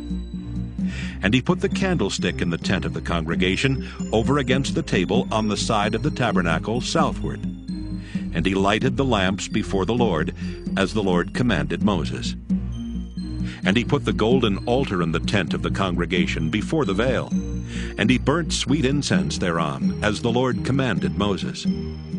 And he set up the hanging at the door of the tabernacle. And he put the altar of burnt offering by the door of the tabernacle of the tent of the congregation, and offered upon it the burnt offering and the meat offering, as the Lord commanded Moses. And he set the laver between the tent of the congregation and the altar, and put water there to wash withal. And Moses and Aaron and his sons washed their hands and their feet thereat.